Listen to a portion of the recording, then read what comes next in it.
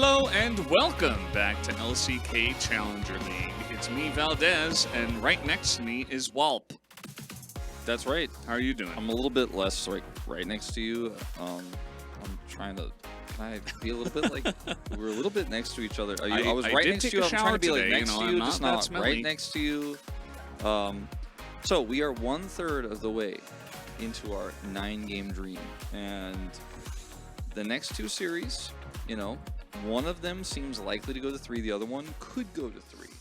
Yeah, this next one is really it's the game changer. It's the one that makes you nervous if you're hoping for the full 9. Bro really needs to step it up. DRX are a strong team. They are on a little bit of a iffy, you know, like the ground underneath them. It's like, you know, you remember Fall Guys when that was popular for like a day, and you know the ground would disappear. Weeks, yeah, it was really fun actually. We should play it sometime. I mean, they still there. Yeah, they updated it a lot. And then like the ground would disappear underneath you. You know, it kind of feels like they're doing that, and they're like kind of going to the next level, and they're surviving. They're doing well, but at the same time, it does feel like they're. What Valdez is trying to say is there's not a rocky foundation. It's a rocky foundation. There's not a strong foundation. So Malphite. There's not a strong foundation. These teams are also the reverse of each other in the standings. Valdez 5 and 3 versus 3 and 5. What does it mean? It means that DRX is 2 additional wins over OK Savings Bank Breon. They're the stronger team. We are very close, by the way, to the end of the first round robin. These will be the last games of the first round robin for these teams. So you see Nongshim and KT completed their first 9. And for the rest of our 4 teams, they're here to play their last one as well. Trying to end the round robin on a high note. DRX definitely underperforming after what was a fantastic spring season for them. Yeah, I think they're still a strong team, but it is a bit of a, okay, what's going on with you guys? Like, they've got Frog, they've got Sponge, they've got Career, not to mention. They got Pleta, they got Satab. I was just saying, not to mention Playtab. Yeah, you didn't mention them, Playtab. So I was... Yeah. Playtab, yes. Playtab and Seta. So Elder Flip Angle. This is the time where we get the Elder Flip for sure. Which is one of the requirements for the 9-game day to summon it. And DRX, they beat KT in their last match, but it was a 2-1. And we just saw how KT were kind of like, I mean, they were okay, but Nongshim was like pretty obviously the better team. We try to forget about game 2. So is DRX in a position to take down Bro? Bro, on the other hand, yes, they're coming off of 2 big losses, including one 0-2 to Kwangdong Freaks. The one win that Kwangdong have, it's against Bro. Yeah. And I know what that means, Wolf. I don't have to ask. No, we like, sometimes, sometimes Bro punches up. Sometimes they drop the ball when it's against the weaker opponents. Because closing out games has not been the forte of this organization. We'll see if that changes tonight against DRX. I think with this meta, we're seeing extremely one-sided games. We just saw 3 in a row in our first series. We saw it last week. We saw it in LCK. I foresee that we will again see top-side focus and one-sided games in this series as well. There's a lot of talent on the bottom side of the map for both these rosters, but I think it's going to be about the top side. See how my man Frim is... Frim and Frog. Frim and Frog. Or it could be Kangin. Could be.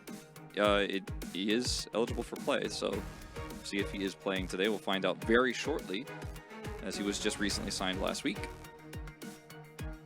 That would be cool. Yeah, I mean, I'd love to see a new guy. OK Savings Bank Breon has about 7 million people on their Challengers roster. I'm looking at Frim, Kangin, Raptor, Doive, Ivory, Karis, still here, even though he just played in LCK. Enosh, we still don't know how to pronounce his name. Palu, Gyosu, and Effort, who, I mean, also played in LCK. So, could be anyone. Could be anyone. We have no idea. We do not currently know, but we will be finding out very soon, as those are our Korean commentators for the day. Got Nuclear, the Marine, and Dangan over there, and over here, it's me and Valdez, and Blend and Velvet. Bro rosters are out. What are they? Yeah, I'm like, not to me. I didn't get that. I didn't get that paper. What are they out of? Are they out of milk? I hope not. We might Same need as that. usual. Okay, well that also doesn't help. It's pretty. I mean, It helps a little bit, but not. I mean, it could be anyone. I think it's Frim Raptor. It's not Ivory. Kangin then, and Yeah. it's Okay, it helps a lot actually. Thank you, Yundo. Yeah.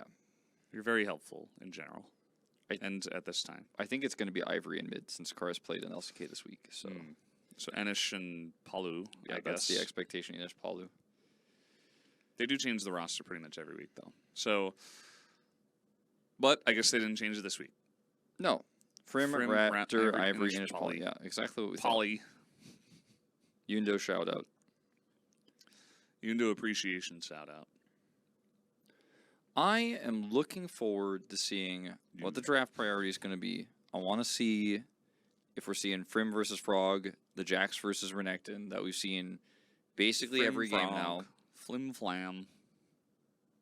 I'm just trying to say things, and Valdez is just like Valdez is like devolved Just into over a 5-year-old right now. Like just I'm trying to set the stage because we clearly have a technical issue of some kind with players setting up on stage. That's why and I'm trying we're to talk not about the setting game. the stage. Yeah, and Because it could be anything. We could be here in a pause for 8 hours. You know, well, recently, that does lead to the 9-game day angle. Yo, I'm new to this stream. Are these games live? They were in 2025. I'd say they're like pretty live. Twitch stream broke. What is this power? I'm sorry, I didn't mean to break it, but it's going to be okay. Wolf is pretty powerful. Annie. They're live for one team only. They're This guy keeps sometimes saying he dead. remembers the beach cast. I remember the beach cast too. Feels bad, man. It doesn't feel bad though. It's It actually good to feels remember good, it. man. Yeah. And you're like, yeah, I remember those good times.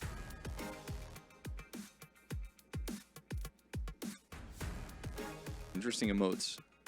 Call him Oh, Wolf, but he is human. I he don't said hi understand. sexy casters and it got deleted. Yeah, Nightbot's very sensitive. Sometimes, you know, you say one word, it's a positive thing, but Nightbot's like, nope, that word is disallowed. I thought it was pretty. You get bopped it was on the alright. head. It Well, was fine. This team also has played a lot of red side games, more than blue side. 4 games additionally. Their blue side has been stronger, so pretty normal. Their game time, about par for the course for challengers here. Not very strong at early objectives, something that's been an issue for this team, and also very rarely getting the first kill. Pleta and Career have not had the greatest 2v2s this season so far, and that is usually where First Blood is right now in this meta. You can't say doggo on LPL Nightbot, but you can call all the players frauds. That's fine, I guess. There's even an emote for it. But LPL Nightbot says no to doggo. Love it. I'm still thinking about the time when Pleta and Career played Senna Lee Sin. I'm not thinking about that. That's usually not in the top 1,000 things I'm thinking about. It's just it's like thinking about the good times. It's like thinking about the Monty and Doa beach casts. What It's about like remember back in the day. what about a certain build that we had on Senna? Heartsteel, you know. Heartsteel is not good on Senna. Heartsteel Senna. Remember that? That was really fun. Remember when Gio did that every game and we were like, don't do that. And he just kept doing it. He didn't listen to us. We weren't in his Yeah. comms. We told the You know, chat if we didn't the like game it. goes for like 65 minutes, it could be good. The thing is that nowadays, that's not the meta. We don't have games go to 65 minutes, so don't build Heartsteel and Senna. Yeah, it's about 31 minutes. That's what we do in Challengers. We do about 31 minutes, generally speaking. Blue side has been much better here for OK Savings Bank. Brion's Challengers roster. Their First Blood has been not great, but they Look at also their draft usually G. don't win if they get it. Their draft G is really high, actually. They got a lot of dragons. They also get about 1.35 draws around 15 minutes. Ooh, playing too much chess. Can we talk about how spicy Nongshim is looking? We can talk about it, but Plus, their maybe you bowl missed the soups are chance. bomb diggity. You missed the chance of the first I series to talk about I it. had a bowl soup yesterday. So did you. I did have a bowl soup yesterday as well. Okay, bro, Ivory. Ivory has been a game changer for this roster.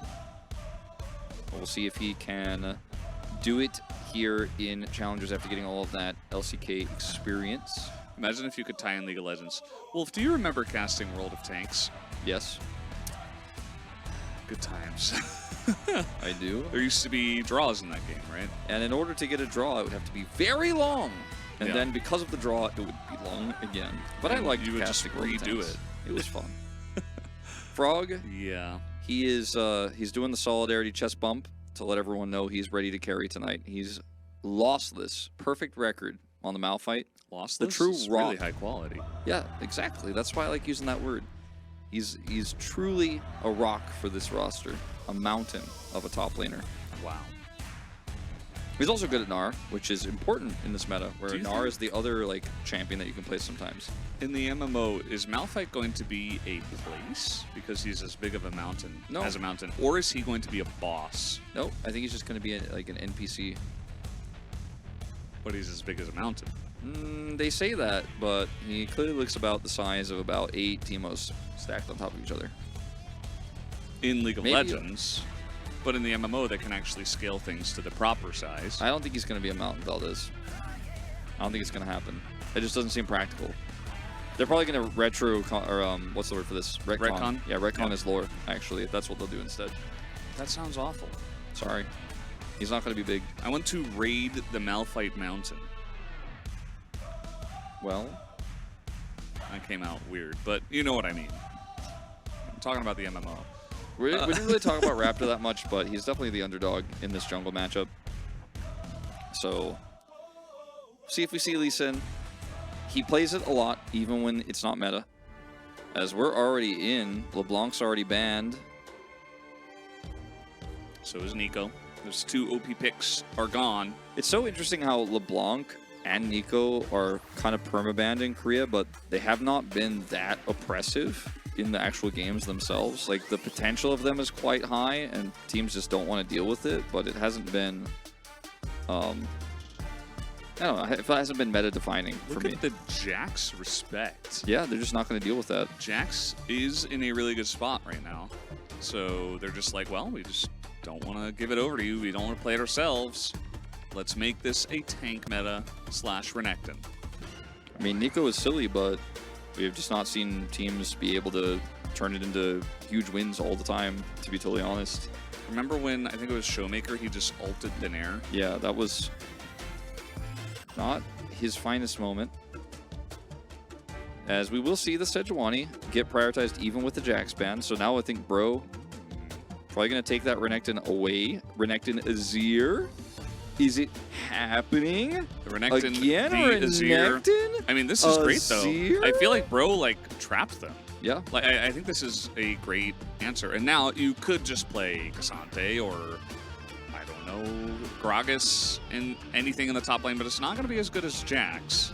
So it really does feel like the first time we're seeing, you know, this is something that happens all the time, so they're getting ahead of it, right? Yeah, no, it's like this series we just watched, which was defined by it. They're like, no, we're just gonna get ahead of it, and not actually deal with it. We're not opting into that. We're not playing that kind of game. That's boring. You're actually like, wait, Jax is banned? What?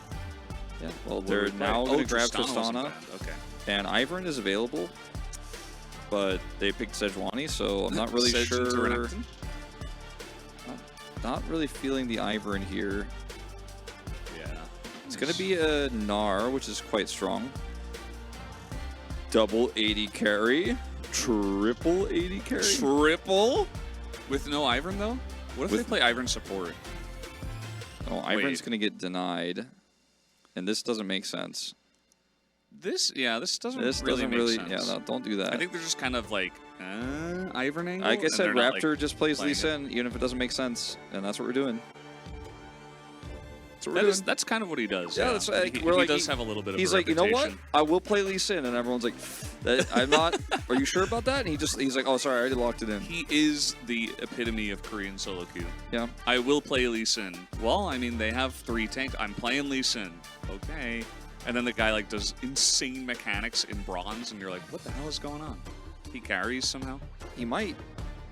Poppy was banned. He's like, I'm getting in there. True. Rel banned as well. Rel gone. No, she's there. Well, I mean, she's banned. Yeah, she's banned. So She's not gone. well, she won't be in this game. She didn't go anywhere. I mean, she's not traveling anywhere. She's certainly not traveling to Summoner's Rift, that's for sure. Lucian ban is really interesting. I wonder what that means. They want to play in the bottom lane. Might just be surely not a Zeri angle, right? Surely not a Zeri You angle. might want to ban Melio here as bro. I don't know. It does feel like it's like Aphelios Melio every single game, or not either of them at all. Although some It's a teams have Varus tried angle. to do. No. It's a Varus angle, Valdez. No Varus in my League of There's Legends. the Melio gone. It's Why a Varus. did they ban it? I guess bro could have taken it. They could have just played Aphelios Melio with the front line they have. Told you. Sorry. It's going to be Aphelios. Oh, wait. Ashe is more interesting. Ashheimer. Samira without Rel? I don't think so. Play Samira Nautilus. And then Varus doesn't get to play the game. No, Valdez. Yes. No. Yes. No. Yes. No. Don't play Yes. Samira here. Don't play. Why are we playing Samira here? Yes, play Aphelios. No. They were just teasing. Now, is it going to be Lulu? Is it going to be Nautilus? Is it going to be Thresh? Are they going to try to really hard force the Aphelios win condition? Tom Kench? No, I don't want to see that. Better Tom Kench? Callista? It's just going to be the Nautilus you were talking about. Yeah. I mean, Nautilus, he is very reliable. Rakan a little bit less so, but I think it does have... Rakan definitely has more potential in terms of what it can do, especially into the Azir. Yeah, well now it's going to be Nautilus for bro, and that's just how this lane's going to be. Can some mod here unban me on LPL chat? No, we sorry, can't do that you're in for the you. wrong place. You got lost, Pratty. I'm sorry. Go back from, the same direction. So there's the Nautilus, and this meta really has got, like, to be totally honest, Valdez, this meta is way more boring to me. That I'm gonna actually say a controversial thing. I miss the Zeri Lulu or not Lucian Nami. Like, I actually thought that meta created a lot of action in the bottom lane. You had a very defined battle down there, and the rest of the map was like so much more open. You could do so many different things with the draft. We're now in a Sejuani, did you get Jax, did you get Renekton? Azir is in every single game. Tristana is the explosive pick, and like it's just like a Nara side lane angle. This meta is boring, Valdez. Just gonna put it out there. I do think there's not really a lot of variety in drafts for sure. I think that's the biggest issue. Although in the past, like with Zeri, Lulu, or whatever, it was the same. So there were a lot of diverse mid picks. You could define your draft by what, like, you knew what the bottom lane was like, but like how you play around it's like based on your mid pick. And now it just feels like it's about top lane and side laning, and then it's Azir versus a champion that tries to blow people up every game. It feels very tier listy. Yes. Right? Yes. It's like, okay, well, we banned Jax, so we take Renekton versus Nara. And then it's like on the bottom lane, it's like, okay, well, they should pick Nautilus, right? They chose Rakan. Well, now you have to pick Nautilus. There's no that's like your only choice. Okay. It could have literally been reversed. I mean, I would Nautilus. not liked Rakan Varus, but they could have played Ashe. They could do something else, but it's just not standard. It's not that strong. They don't have any follow-up for the Ashe arrow besides Varus ult, and so just like, nah, just gonna play Nautilus. In terms of drafts here, I think both are very strong. To be totally honest, this is a game where I could go 50-50, straight up. Flip a coin in terms of draft advantage. I don't give either team a huge one. Maybe then we get to go to 9 games. That's what I'm saying. Still on the cards. Let's jump into game 1.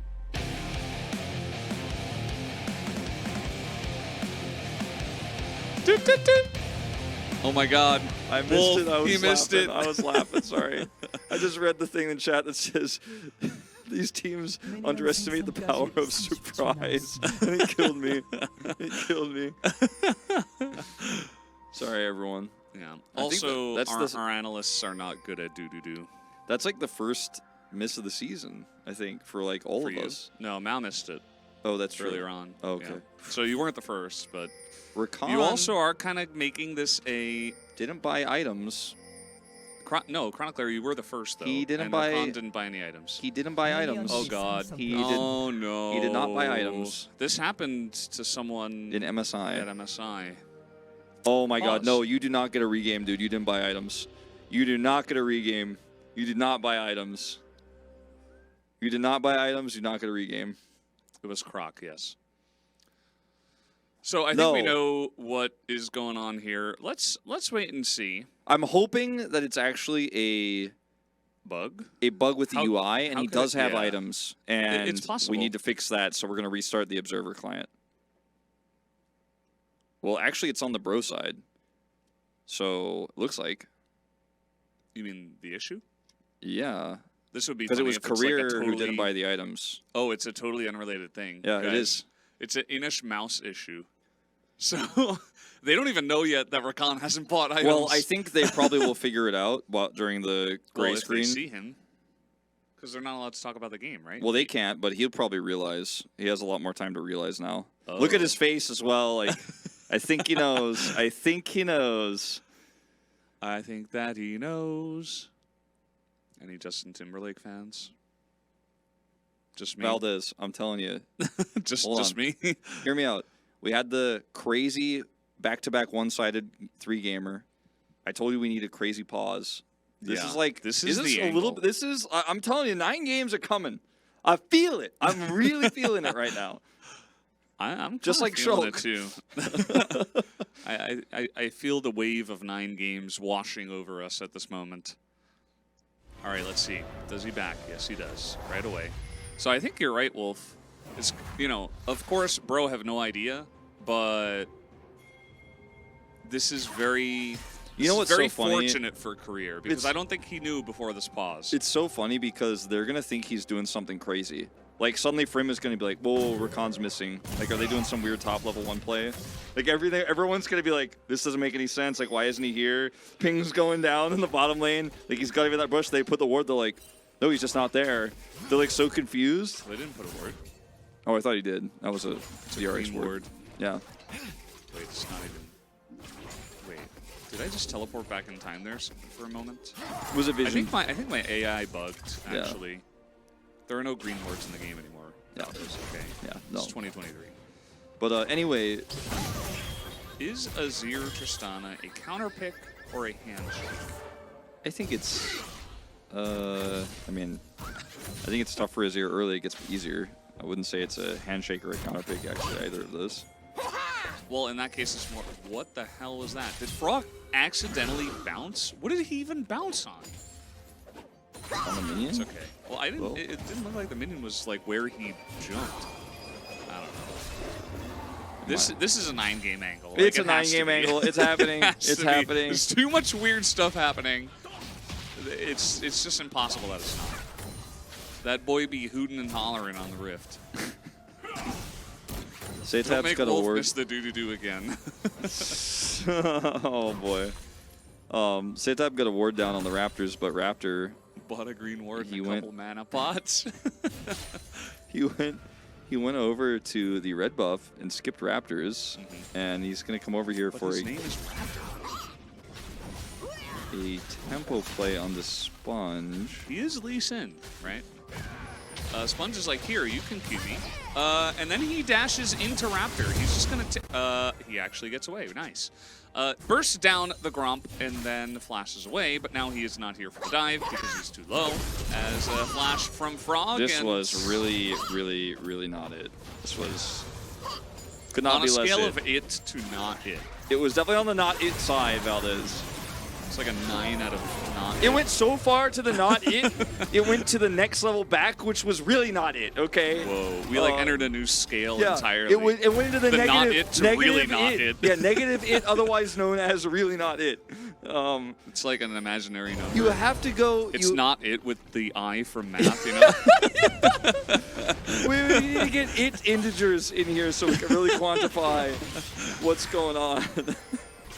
What's the absolute value of this, how it is? All right, we're just pressing our buttons in the bottom lane. No idea what's happening here. Paulo does not have a hook anymore, so he's just going to get grabbing him down. He does elect to flash, but Sejuani, so you're not getting away. First blood given over to Sponge, who does Giga Chad steal that away from his AD carry. Nicely done. Yeah, and he's going to use that to gank the top lane, no doubt. flashless after the play over there on the Gromp, and he's just like, you know what I'm going to do? I'm going to go straight bottom and have a successful gank without flash. Easy. Let's look at him go. Just walks over a ward too. They realize way too late. And Career gets back here. Ghost comes out from Inish. I feel like supports and challengers should not play Nautilus. The amount of times we've seen the hook used for not good rather than for good. And not for evil either. It's not even evil, it's just for their own detriment. Like, they do it all the time though. It was a detrimental hook. hook. So often. It was a detrimental hook, I will give you that. You know? Yeah. He turned into an iceberg, I don't know if you saw. Yeah, a little bit. No, I did. Yeah, we actually talked about it during the break about how it's not really just their feet. Although in my head, I associate it with that because they can't move, but it's actually the whole body. They get permafrosted. Was Lulu banned? No. Lulu was not banned. No, they just decided to pick Rakan, and then the Nautilus came out. There's a tier list. Let's see if this works a second time. Sponge is here, but the stun is down and Dominus available. The damage is too much, and that is why you play Lee Sin. That's why you play Lee Sin.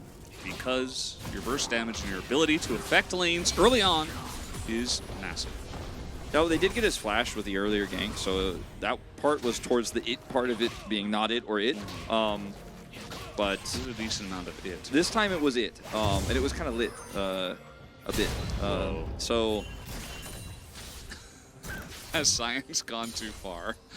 He did not have the ability to avoid this one. Does have teleport though, luckily, so he can get back to lane. And we have another great question in the chat. Was Skarner banned? No. No. In fact, Skarner was not banned. He wasn't. I know that Umpty is single-handedly bringing in the Skarner meta again. Peanut hovered it. Yeah. I got scared. I was like, oh, please, please, please, no. It's like a Chem tank is gone. Or Croco? Croco. Croco? Croco? Shout out to Umpty. Not Croco. I thought there was a shout out to Captain Flowers. Maybe. But, okay. Well, this early game, it's been pretty explosive. Croco got impaled by Skarner, and that's why Dugong's playing, actually.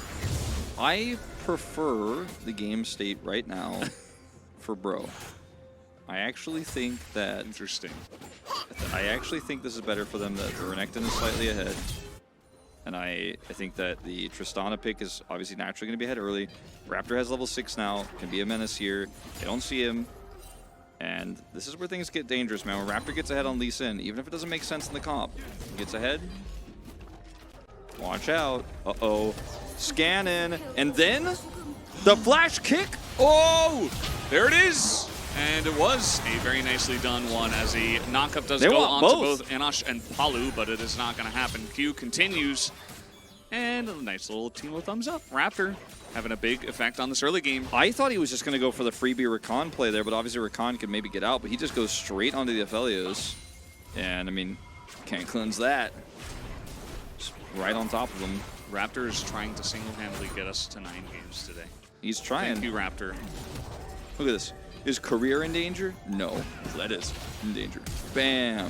Flashes early, so it's a really easy follow-up flash play into the Rakan and the hook. As that hook was definitely one that was not to his detriment. That was a hook used for good. Are you saying that DRX are evil? Yeah. Whoa. I am saying that. It's official. From my perspective, the Jedi are evil! Oh, man. This is when you need Doa on the cast so that he can come up with a cheeky retort, but I don't, I'm not a Star Wars guy. But I liked it. I enjoyed it. Anyway. You were supposed to ban the Lee Sin, not join them! I don't know. Raptor...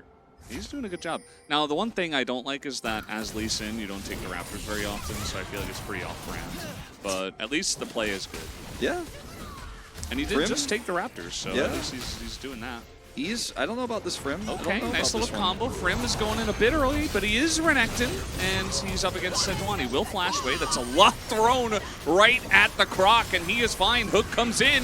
Q's going to land, and down goes Pleta. Just free food for the side of Bro, as now Sponge also on the run. It looks like he might be able to get away. Career's just trying to bait this Q in, but the Sun comes in first, and now everybody else gets baited in as well. Sponge, a follow-up kill, and no eye take here for the side of DRX. Bro are getting really far ahead now. I feel like I'm worrying about the 9 games. I'm worried about it.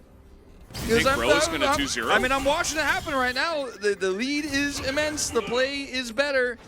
And yes, we did see a failed topside gank, but they got the flash to the follow-up there. Bottom side play was clean. And this was definitely, this is on the not it side of the spectrum. It was definitely not it, but he bought some time. He flashed away. His team was not here at all. But then they commit the Sejuani ult and miss. And then for some reason, unbeknownst to anyone, not even an omniscient god could tell you why Plato was standing on the right. No, he wouldn't know. What about Aurelion Sol? Faker can't even explain that, why he was standing that far to the right side against the engaged comp. That's crazy. And he's caught by Raptor of all people. And Raptor, what did I say right before that bottom side game? Watch out, this guy's ahead. He's going to make it happen. It is happening. He is making it happen. He is willed it so. We did not make anything happen on this dragon, but that's okay. Everything else is happening. Yeah, I mean, I'm not really sure how DRX got over there faster after that fight, but maybe Bro were like, well, we just took a big fight, we got to spend this money, and in that time DRX spawned quicker and they got over and they took it down real quick. So credit to them, they do get the one. As Raptor, here we go, this is what I'm talking about. You got to take those Raptors. He's all about it. And yeah, now this bottom lane, we might actually get to see a Varus that's not 7 million gold behind. Feels nice. It does seem that he will be relevant this game. The Azir Renekton actually working out. The Lee Sin, maybe the Lee Sin was the answer all along. That KT we're searching for. Tab did get 3 plates in the mid. Yeah, that's somewhat problematic. Don't know if it'll save this game, but this comp is now going to be played super one-dimensionally with the Tristana having to pop off, having to have a Showmaker-esque performance on this one. As Raptor, he is not done killing people. He's not taking a rest. Any orange buff enjoyers? Yeah, any Narbar expiration dates? He is out of Nar. He's out of Nar. He's out of Mega Nar. We're about to be out of Nar soon if we keep seeing him die up here in the top lane. But Sponge is here, so I think once they see Sponge, they say, well, never mind. They dodge on the little whip thing that Sejuani does. Yeah, she does the little whip thing. Oh. Is it a flail? Yeah, it is a flail. Somebody came into Twitch chat just to try to get banned. What a wonderful To be honest, though, I mean, they were successful. I mean, it was really quick. It was very easy. I didn't have to think twice about it. Yeah. So hopefully he rethinks his life, because there are more important things than saying mean things in Twitch chat and getting banned. Yeah, no, I mean, he's gone. I didn't even see what he said, and I don't even need to know. Don't tell me, by the way. Definitely not going to repeat it. I won't be. His voice will not be heard. So, Wolf, why haven't we been seeing Shiv Ezreal? Because it got played that one time and it lost, and then people got scared. Yeah, that is a thing that happens. I think that's partially why, and also I think Ezreal is pretty fragile in this meta and doesn't offer the same sort of damage that Felios can offer. And also, he doesn't really have utility as Palu. Palu's in a really rough spot. Well, and he is going to get away, but has to use his flash for it. Turn this into anything is the real problem. Like, if he had to flash, but then they were able to re-engage with Ivory's ult, maybe you're like, oh, okay, works out, but they don't get to do anything. Yeah, he said that all the players are very talented. That's exactly what he said. We can just rewrite history. That guy's gone. So we don't know what he said, but I do know that he thought the players were very talented and they're all great people and that they're having a great time. Yeah, that's definitely what really happened. I trust Valdez's judgment on this. He also apparently said that the Earth is a donut. That seems like the right energy for this day, I think. You know, I was going to have donuts yesterday. Why didn't you? It was really hot, and we had ramen, and we were like, you know what? Oof. All of us collectively were just not in the mood anymore for donuts. I mean, you can't... And it's awesome donut, as chronicler mentioned. But we did not do it. So You can't do that. Yeah, you can't. That's kind of an illegal move, I think, to go ramen and donut. it does It's not not really good for mix. you. That's not good for you. It's not definitely doesn't also mix. not good. Yeah. What you can do is have a small pastry, or like 1 or 2 small cookies and a bit of coffee. I think that's okay. I think the coffee would work well, yeah. But I would not recommend donut post ramen. Iced coffee, especially with how Iced hot coffee, it was. yeah, is definitely. And I the thought it way. was hot yesterday. It's much hotter today. It's like 5 degrees Celsius higher today. Yeah, I was not feeling good about that on my commute. Yeah. I had the aircon on, so I was fine. I had the wind blowing through my hair, or I guess my face. Okay, this is why you pick Varus. Yeah. As a ton of damage Setab actually does come out is- from Setab onto Inosh, but he's just gonna flash, yeah. Gets away. He's Tristana, so not Can gonna matter they as much. Get the turret? I don't think so. It's Are DRX too coming healthy. back in this game? No, I don't think so. Oh. But I mean, they're trying. I mean, they have been able to keep the gold lead down to 3,000. I mean, it's pretty big, but he gets away. Turret's alive. So the world's team this year are KT, Gen.G, T1, and Bro? We don't know yet, is the safe answer that I will respond with. I'm gonna say DK. You're going to say DK? Yeah. I'm just gonna say it. It's either DK or Hanwha, I think, at this point in time. What about a live sandbox? Nope. Okay. KDF 4th seed Giga Chad. What? KDF aren't Giga Chads? That's Bro. It's okay. I understand. Yeah, I don't... That was a bit of a weird misappropriation of the term. KDF believer Giga Chad? Chronicler's just Still a little- Chronicler's still trying to like make the Bulldog being like one of the best mids of the year He's pretty good. narrative like come true. I mean he's decent. He's decent. He's alright. I'm just teasing Chronicler. pretty He's good. actually pretty good. Yeah. He's getting better too. He's actually like he's already improved so much to keep it challengers focused. I mean, yeah, he's doing a good job. It'd be interesting if we ever saw the D+ players play outside of challengers, but we won't. So We won't, ever. they're like just the challenger bullies. They're the final bosses. They're the hardest difficulty, and challengers are still grinding, so they can maybe beat them by like 2026. That's gonna be a turret down. This is Challenger LCK. It's basically LCK, but more Omega Law. Sometimes more, sometimes less. Depends on the day. Depends on the day. So we're double gourd drinking, and I do think that gourd drinker's in a pretty good place right now, to be honest. In this meta, you're ahead. I heard Varus, he cast an ability, and then he... oh, he lived. He actually lived. People are just not dying. Some shields.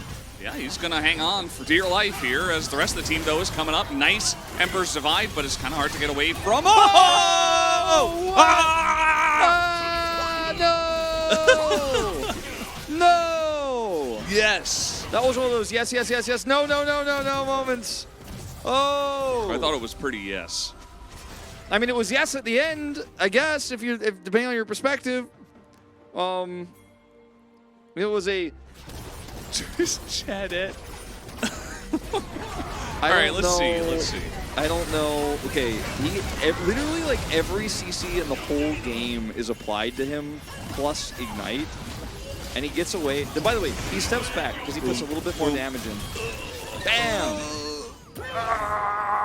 Why are you so heavily, Nautilus? Why are you so heavy? Yeah.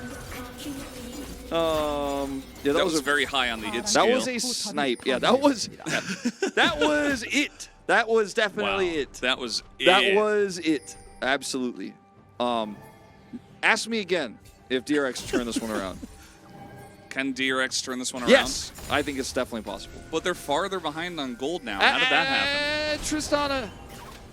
She did the thing. So is this why Tristana's getting banned every game?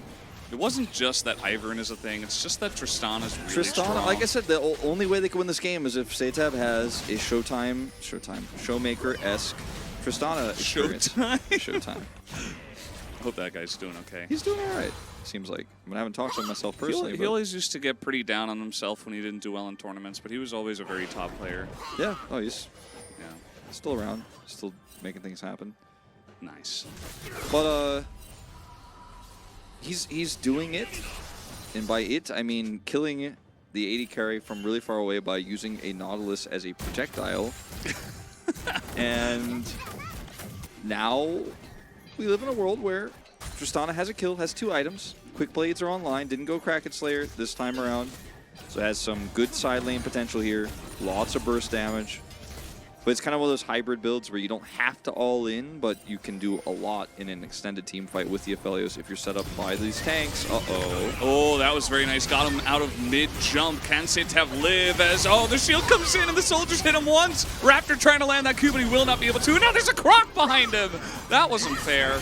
As TP, a pretty strong ability in this game, as now we got a little 4-on-4 action. Varus is coming on in. Let's see how much damage he can get done as his front line is gone. Varus did about 3 autos, but Raptor and Frim are going hard in the paint, and Raptor's Raptor insane, man. is able to get it done, and that's how Inash picks up the double kill. Raptor is insane. This guy is crazy. This guy is actually so insane. He did almost as much damage as the Varus did in that team fight. 2,818. By the way, he shielded Inash in that last fight with a safeguard before he was killed by the Nautilus projectile. He is everywhere. He's 3-0 and 6. He's 9 of his team's kills. He's the only one besides the Renekton who hasn't died. And watch him in these moments here. Is Ivory, he tries. Great block here from Sponge. Raptor avoids everything, isn't going to get caught by the Rakan. Ivory is going to die. Prim comes in here, takes out this Tristana, who he almost sniped with his Q. And then Gore Drinker. People said Gore Drinker is dead. Palu, I was a little bit concerned about this, but they have enough follow-up with Raptor here and the Varus Q coming through. And Gore Drinker, man, just look at that heal coming through. Raptor's on top of Sponge. He has to flash away. I don't know, Prim is flying around like Yoda from the prequels, but... They end up winning the fight at the end of the day. And now that gold lead, 7,000. I mean, the wallets are heavy. First Drake of the game. What Raptor. A kick. What a kick. Korean Lee Sins, man. If you wanna experience the best Lee Sins in the world, just come to the Korean server. Even in bronze, but especially Raptor in pro play, which is definitely much better. Flash down, that's another turret. Bounty, though, for Satav. Wolf mentioned Showtime. Now I know he was watching HSC last night. Incredibly based caster, man. I'm an incredibly based caster, that's what I do. He is incredibly based. That's very true. That I can agree with. So is Satav is Showtime, just going to take a turret as Bro are pushing with the Baron. So this actually could end up being a good trade for DRX, funnily enough. I mean, if you're trading equally against Team Baron, like, who was there? Why wasn't Prim there? No one was there. He's actually going to continue to push. He's like, can I kill these Nexus turrets?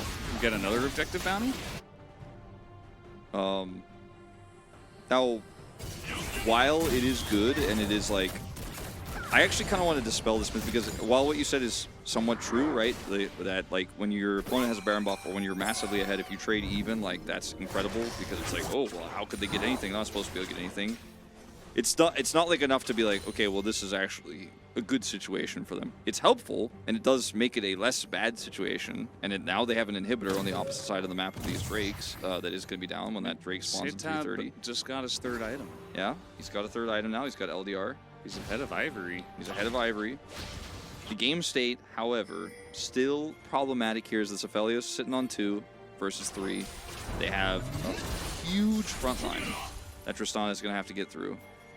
And I think that she can blow up backline targets if she gets access, but her job in this game is to kill the structures for a while and slow this game down. And so far, she did that on the top side.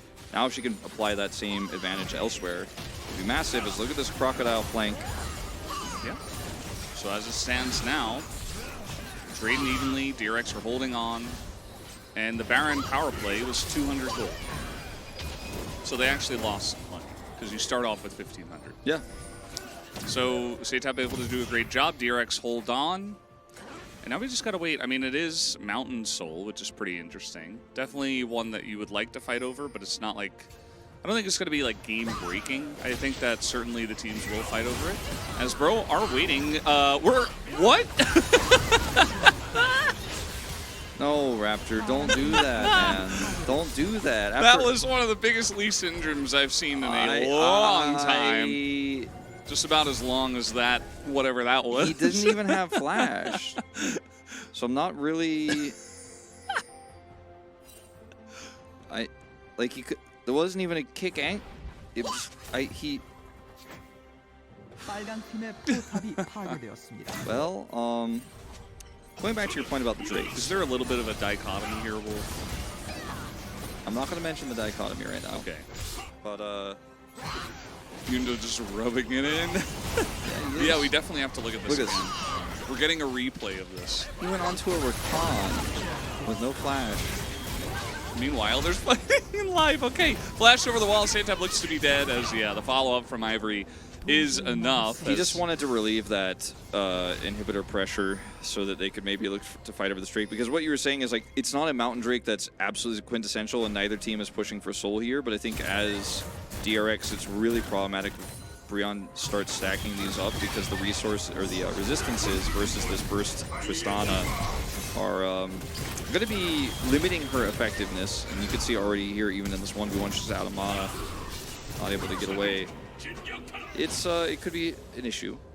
And I think they're aware of it. They're trying to fight for this, but honestly, it seems like they're aware of it. Honestly, it seems like they are aware of it. But 45 seconds to go on this Drake. No prio. Bottom side still pushing. Frim's top, dealing with that top wave, and has teleport. So they can turn this, if they win a fight, into second Mountain Drake and another Baron. It's a really awkward moment here for DRX because the Tristana doesn't have any pressure bottom. Top side isn't really where you're going to want to go right now. And you have to try to go over there and clear some Baron vision. Frog does have teleport at least, so while it's going to take him a long time to deal with this, he can join. But Bro are in a fantastic spot here. And a lost fight is basically the game for DRX. If they lose this, it's done. If Bro lose a fight, and DRX definitely have a window back into this game for sure. But taking that fight, winning that fight for DRX is just so challenging with all the pressure they're dealing with now in sides. Only a few more seconds on these inhibitors. Yeah. So, I mean, once that's done, things get a little bit more playable here for DRX. Yeah. And to the discussion about the trade, the bottom inhibitor definitely a lot more valuable, especially because it's so far away from the Baron. As you mentioned, though, it is going to be spawning here not quite right as the Baron is spawning, so we're going to be able to get on this right away, and they will have that bottom lane pushing for them. As here we go, Frim behind enemy lines once again, as TP's coming in there trying to turn onto the Croc. Generally not a good idea. He also has stopwatch of all things, as Frog is doing a good job of zoning the team, but in the front line, down goes Rakan, and they can't kill the Croc!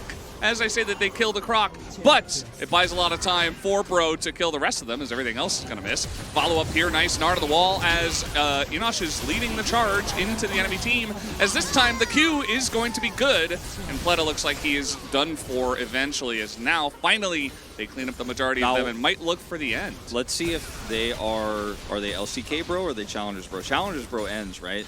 Challengers Bro just pushes to end. LCK Bro, they recall here. They only take Baron. We gotta spend our money. Okay. Let's take the Mountain Drake. At least an inhibitor will go down here. And with 30 seconds on Pleta, I mean, Santap will maybe pop out for a few seconds to defend, trying to buy what time they can here. I guess Bro just settle for an inhibitor and back away. They don't have their AD carry, so they don't have enough consistent damage. But this is going on to the Renekton here is definitely not the call because he has Gorgringer. They're hoping they can chain CC him. He has stopwatch.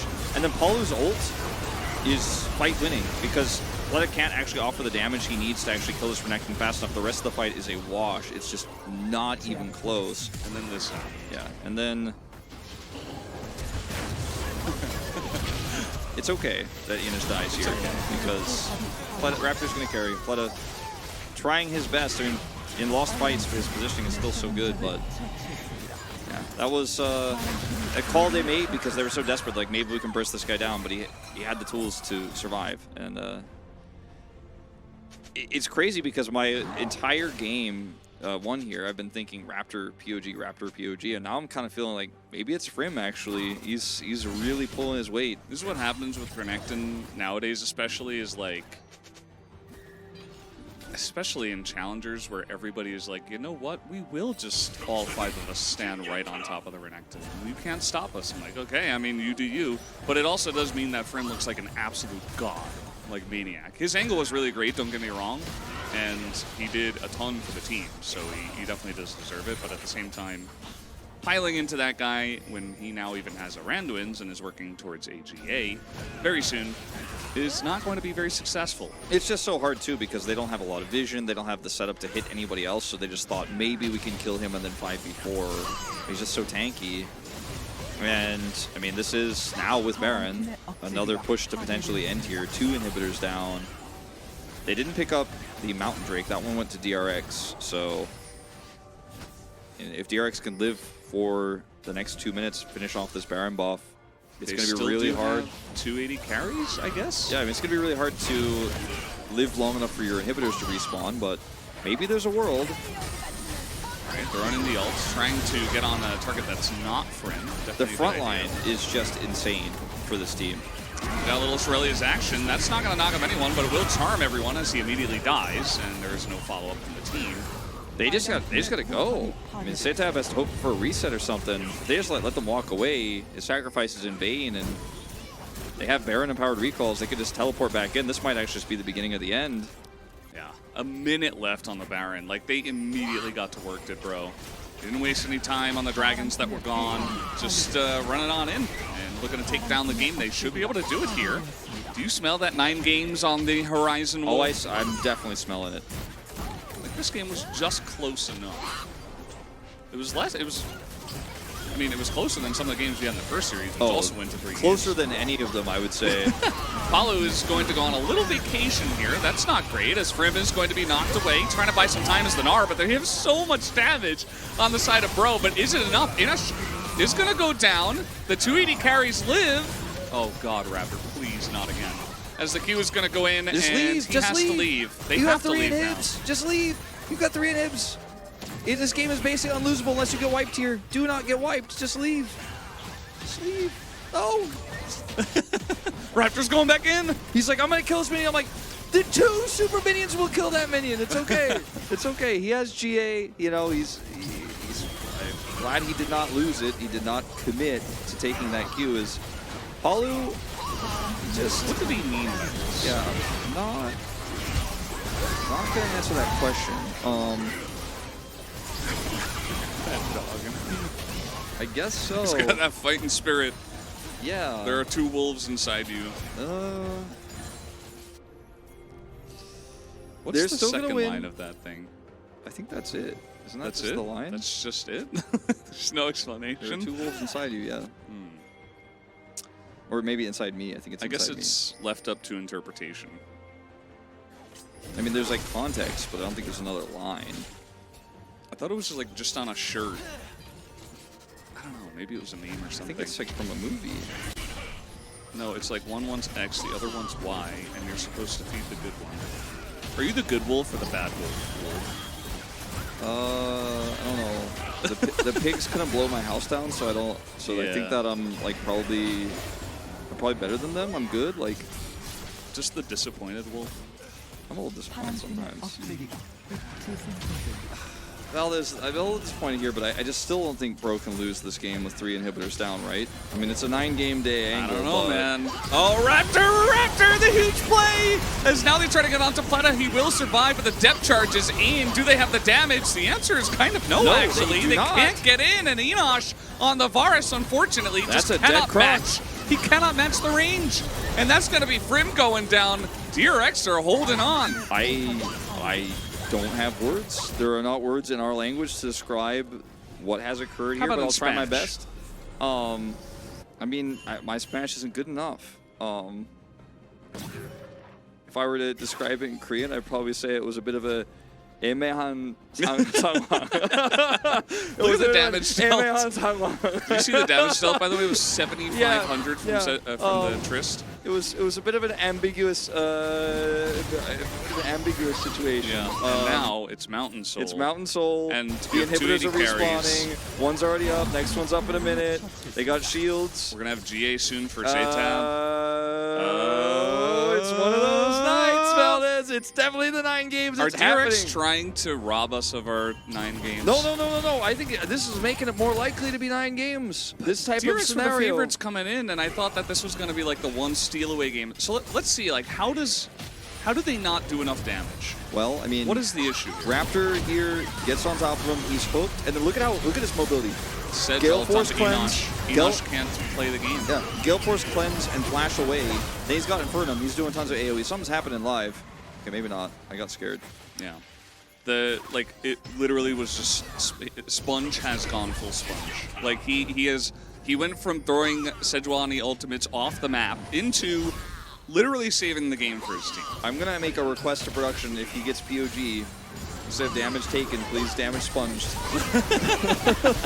Well, here we go again. Maybe this is not the angle. Huge Gnar ult into the wall, though. Satab is over. He's looking for the kill onto Anash. He's going to get one. He's looking for the reset. Satab is going nuts as nobody can touch him, as Raptor is trying to, as the hop away will come in, but Frim is isolated from the team. Everybody nearly got assassinated. Nearly 10,000 damage by Satab in the one fight. Baron is up, and they're gonna take it. They are taking the Baron. I think this game might actually be done.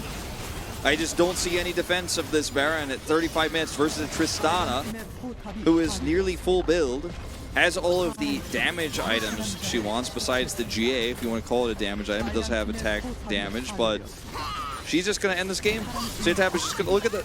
Oh, look at that. Turret's disappearing. Goodbye. I think that's game. Well, Rear is dead.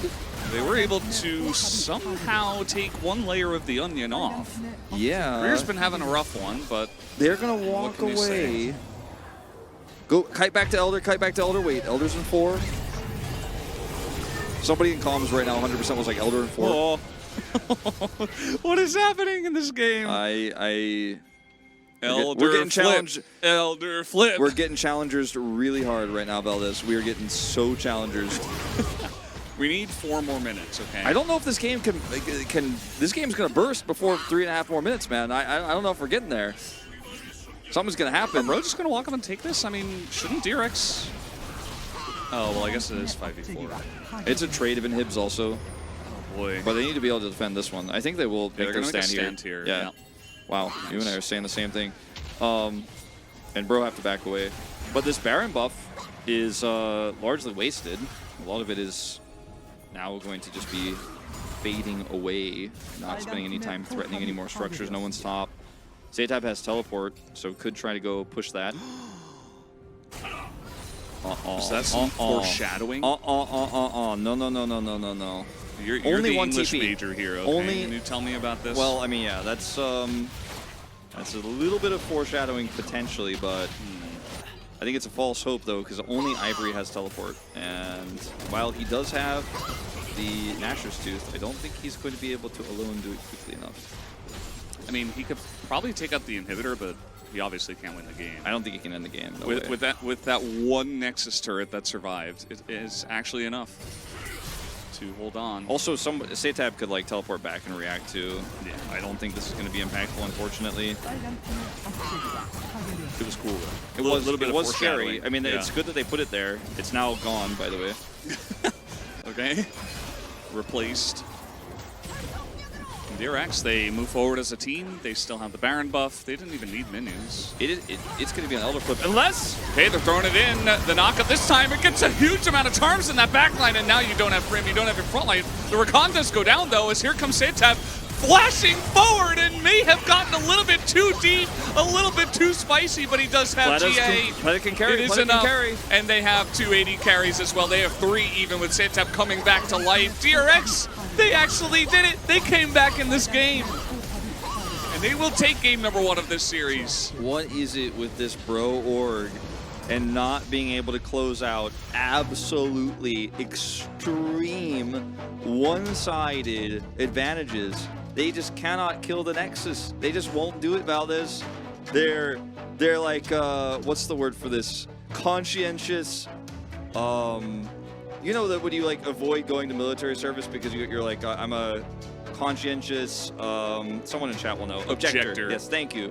They're conscientious objectors, okay? They don't want to win the game. They're conscientious objectors. This is a great play from Career. Flashing in after the W, gets the charms and in stopwatch. And yes, he dies. And it's a great re-engage from Palu. But so many stopwatches here. Frog's going to live. And then look at the damage here on this Tristana. Despite the death, Buster shotting Ivory away. And it doesn't matter because he has GA. And Infernum damage here for Pleta is real. Does a lot. Just like he did in the last one. I'm going to go... It's going to be a Satab mid. Yeah.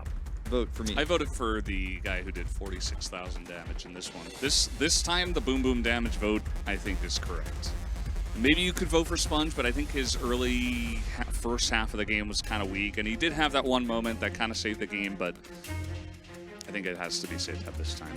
I mean, not to go back to the old narrative that we said like at like 18 minutes, but it's like, hey, if they're going to win, Tristana's going to have to pop off. Going to have to make it happen. And you know what he did? He made it happen. He made it happen. And look at the gold graph. Look at that big middle finger at the end. Yeah. Half of it's cut off at the end, but that's what it looks like to me. Yeah, well, this is a tragedy. But it's not the first tragedy for Bro as an org this week in terms of massive advantages. I'm not talking about small one. I'm not talking about like, he's a little bit ahead. I'm talking about like 6,000 gold lead for 20 minutes. Yeah. And can't end the game. I'm talking 3 inhibitors, we're down. That's the issue, right? The 20 minutes of dilly-dallying. Of being scared to take the plunge. Satab is going to pick it up. He did do 25,000 numbers dealt to tower. He also did 222.2% damage per gold.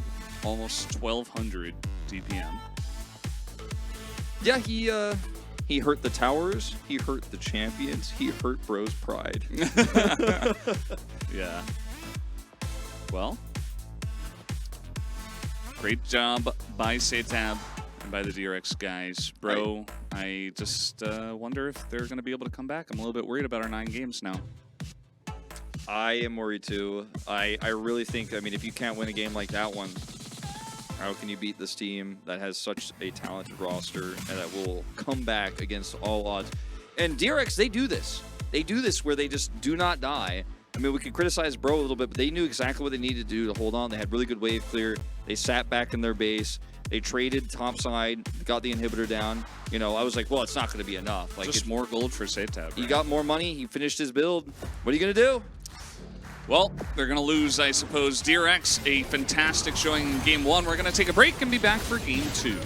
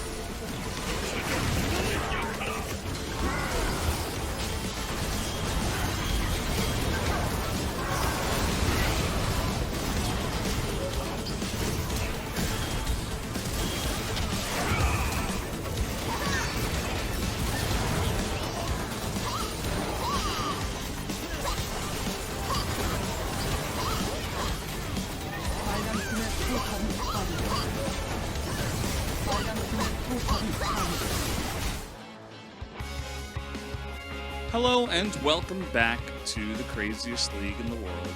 It is Challenger League here at the LCK.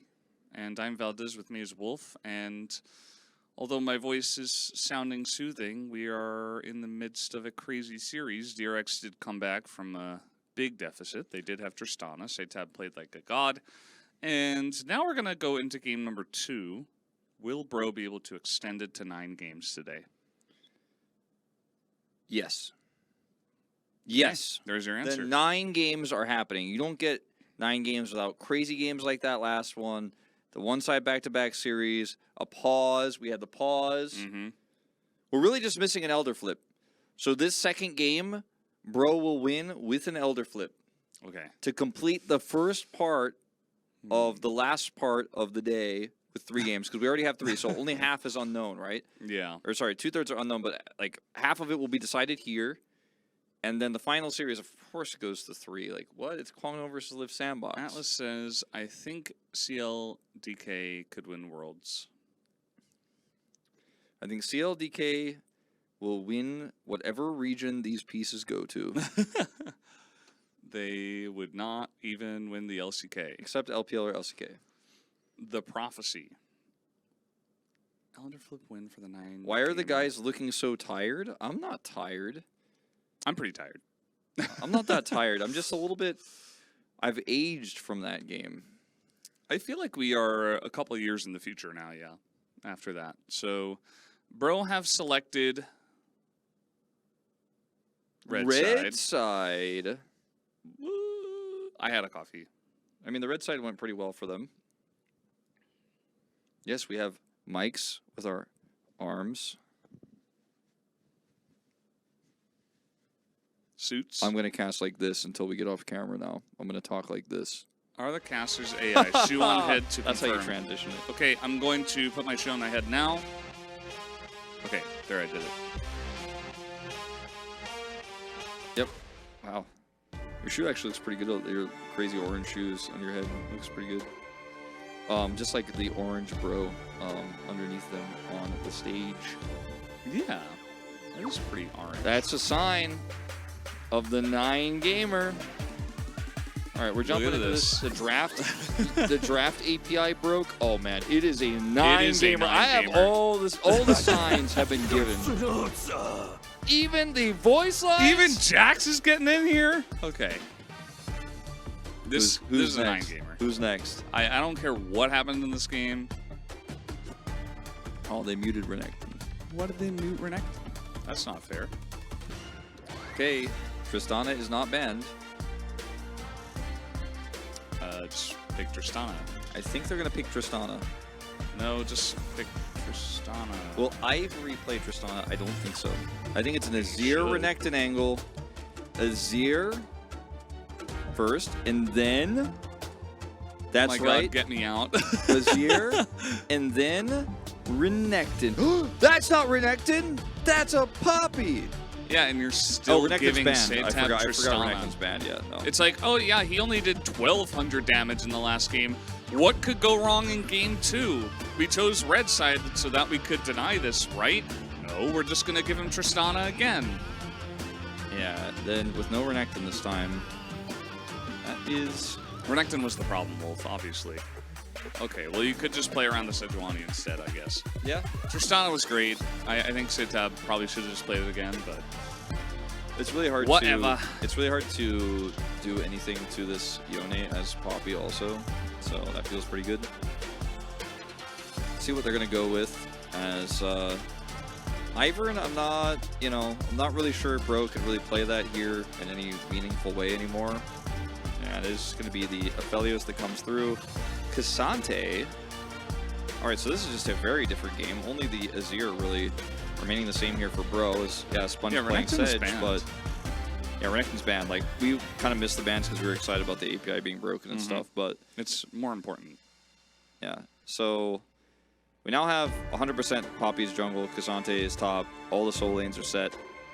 And as DRX, yeah, you can potentially lose some different supports you might want to play with this, but you know that Bro, you could target their bottom lane very easily. So Xayah is gone. Varus, probably going to be the next ban. And this last ban, just ban Malphite. Okay. That is a melee in the top lane that Frog is very good on. So they take that away, trying to make this even easier for him to play the Cassante. They could play Cannon DRX. I wouldn't hate it.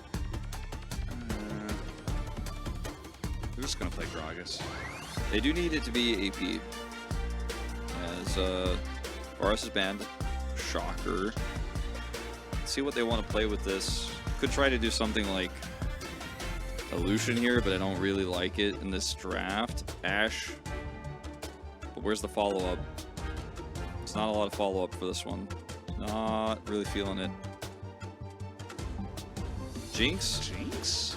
I mean, you've got a good front line, but it's hard to get picks. Hard to get those resets. Bud is laughing. Do you think he's doing that thing where he blows into the fan and it makes cool noise? Probably not, but he could be. It's just going to be Gnar. It's the Cassante. Okay. Not a lot of synergy with the Sejuani, but I think this is angle to play Emilio. Yeah. I actually think it makes sense. Aphelios, Emilio into the Jinx. What are they going to pick? Down there. There isn't like a lot of hard CC on the side of Bro that you were really looking to cleanse, but I think the lane itself and what it offers in general is good. Now, you could do this as well. Yeah, I mean, this is safer to prevent any potential resets. You can save anyone. It's not even necessarily about the Aphelios. It's good with the Aphelios, but can save the engaging Yone, who might get burst down and then give a reset over. You have a lot of flexibility with this. And the engage range of Yone becomes so insanely high when he can unbound and go super deep and then go back to his soul, then take a lantern and get away. As Blitzcrank. We've seen this in the LCK into Thresh with really good support players and really good Blitzcrank players. Paulo has played it before. I don't know what his win rate is on this pick, but I remember him playing this. Might not have been this season, but he's definitely 1-0. Okay, so he did win. I had a memory of him doing well on this pick. Otherwise here, I mean, it's a good way to get the Jinx resets. Yeah. I think DRX's comp is more well-rounded, and they have a side lane threat in this Hullbreaker Gnar that Bro is just not going to have on their side. Ivory gone to LCK CL KW. He started on LCK CL. He is a CL player. He is literally the challenger mid. And yes, they were trying him out in LCK. Foreign gone to LCK CL Twitch chat KW. Yeah, KW. It's not even a first-time chatter, Valdez. Yeah. It's okay. I like the Blitzcrank. I actually think it's going to be good. For some of the stuff you mentioned, it has a good matchup into the Thresh. Like, you don't want to be hooking that guy. Paulo's going to have a pretty nice couple of people that he can hook onto as well. Like even Yone you can burst down, Aphelios obviously, even Mini Gnar can be a choice, Thresh himself. There's definitely a way. Yeah, no, I think it is very much a comp that if you get a setup, like if you get that reset, like the comp plays itself. You have Poppy also to like knock people away and disrupt DRX on their engage, but Sejuani in mid is a huge threat.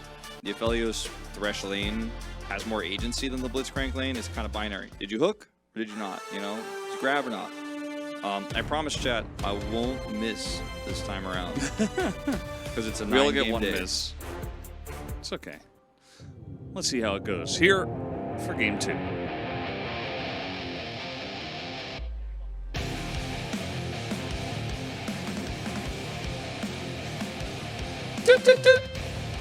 Told you. You didn't miss. I only miss when I'm reading chat and they're saying funny stuff. And I was reading chat and I still didn't miss this time. I've already evolved.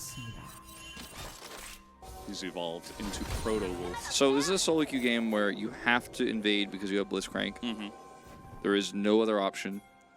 It's actually like considered reportable if you don't invade at level 1 if you have a Blitzcrank on your team.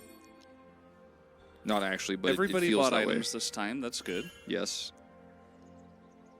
Yes, DRX won game 1. Everybody's very confused by this. But yes, they did. And to be fair, it is pretty confusing. But they did. It happened. Yeah. If you like decide, oh, okay, looks like I'll come back for game 2. Sponge. Yoink! Really? You didn't grab him when he was in range? That hit him. Well, not actually, but... And now they're trying to come over here and win this 4v3. A Sponge is going to miss the flash. That's first blood. Palu does flash himself, gets the flash out of Setab, who does eventually come over. Raptor going to have to flash this wall as he decides to aggro the Raptors first as Raptor. Lots of flash pings going down, you could hear. One more for good measure. So we opted into the invade. We did not hook the Sejuani when she was in range, only after she walked away, so therefore missed the hook. But also the art hit the other art, but it didn't hit the hitbox. Yeah, not the fair. Hitbox is different from what it actually appears. And then, so they look, he's in range, and then what? So they wanted to make sure that he was the closest possible when they hooked him, just to give less reaction times in case he flashed it, but then he walked away. Then they walked back in for some reason, then he fails the flash. But this is actually massive advantage DRX, because yeah, they didn't get first blood, but the kill went to Poppy versus going to Yone, who has a Sejuani to back him up. And in terms of flashes exchanged, it's 2 for 2, but I think this is huge for DRX and Frog. He's also looking to maybe put some additional pressure on here after the Q3. Has to catch these minions, though. Bro has Cassante, though. Doesn't that mean they just win automatically? So far, it has not meant that. Although it does feel that way. Yeah, I feel that way. Here comes Raptor again. You know, he did it a lot on the Lee Sin against Gnar in Game 1. Now he's trying to do it a lot in Game 2 on the Poppy against Gnar in Game 2. Frim has a... Raptor, there's a jungler there somewhere, and yeah, Step has presence. He's trying to run away, but the hop on Pop, as Raptor does not have flash. He is trying to trade here onto Frog, but he is most likely just dead. Frog going to take that down, picks up a red buff on top of all of that, so this time the invade is totally red and shut down very early on. Yeah, he also has a Narbar now, so this means that Frim cannot be anywhere near the area. We'll only lose a few minions here, like maybe 2 or 3 off of that wave. It's a pretty sizable advantage, I think you could say now, that DRX is holding. And you'd mentioned the Cassante, just to put out there, Frim 0-1 on the pick. So it has not always meant you win no matter what for him. It has meant, actually, in fact, you lose.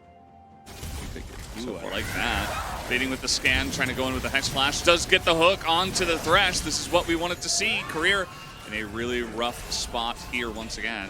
This will sack himself. Do not steal that. Oh my god. To Enosh.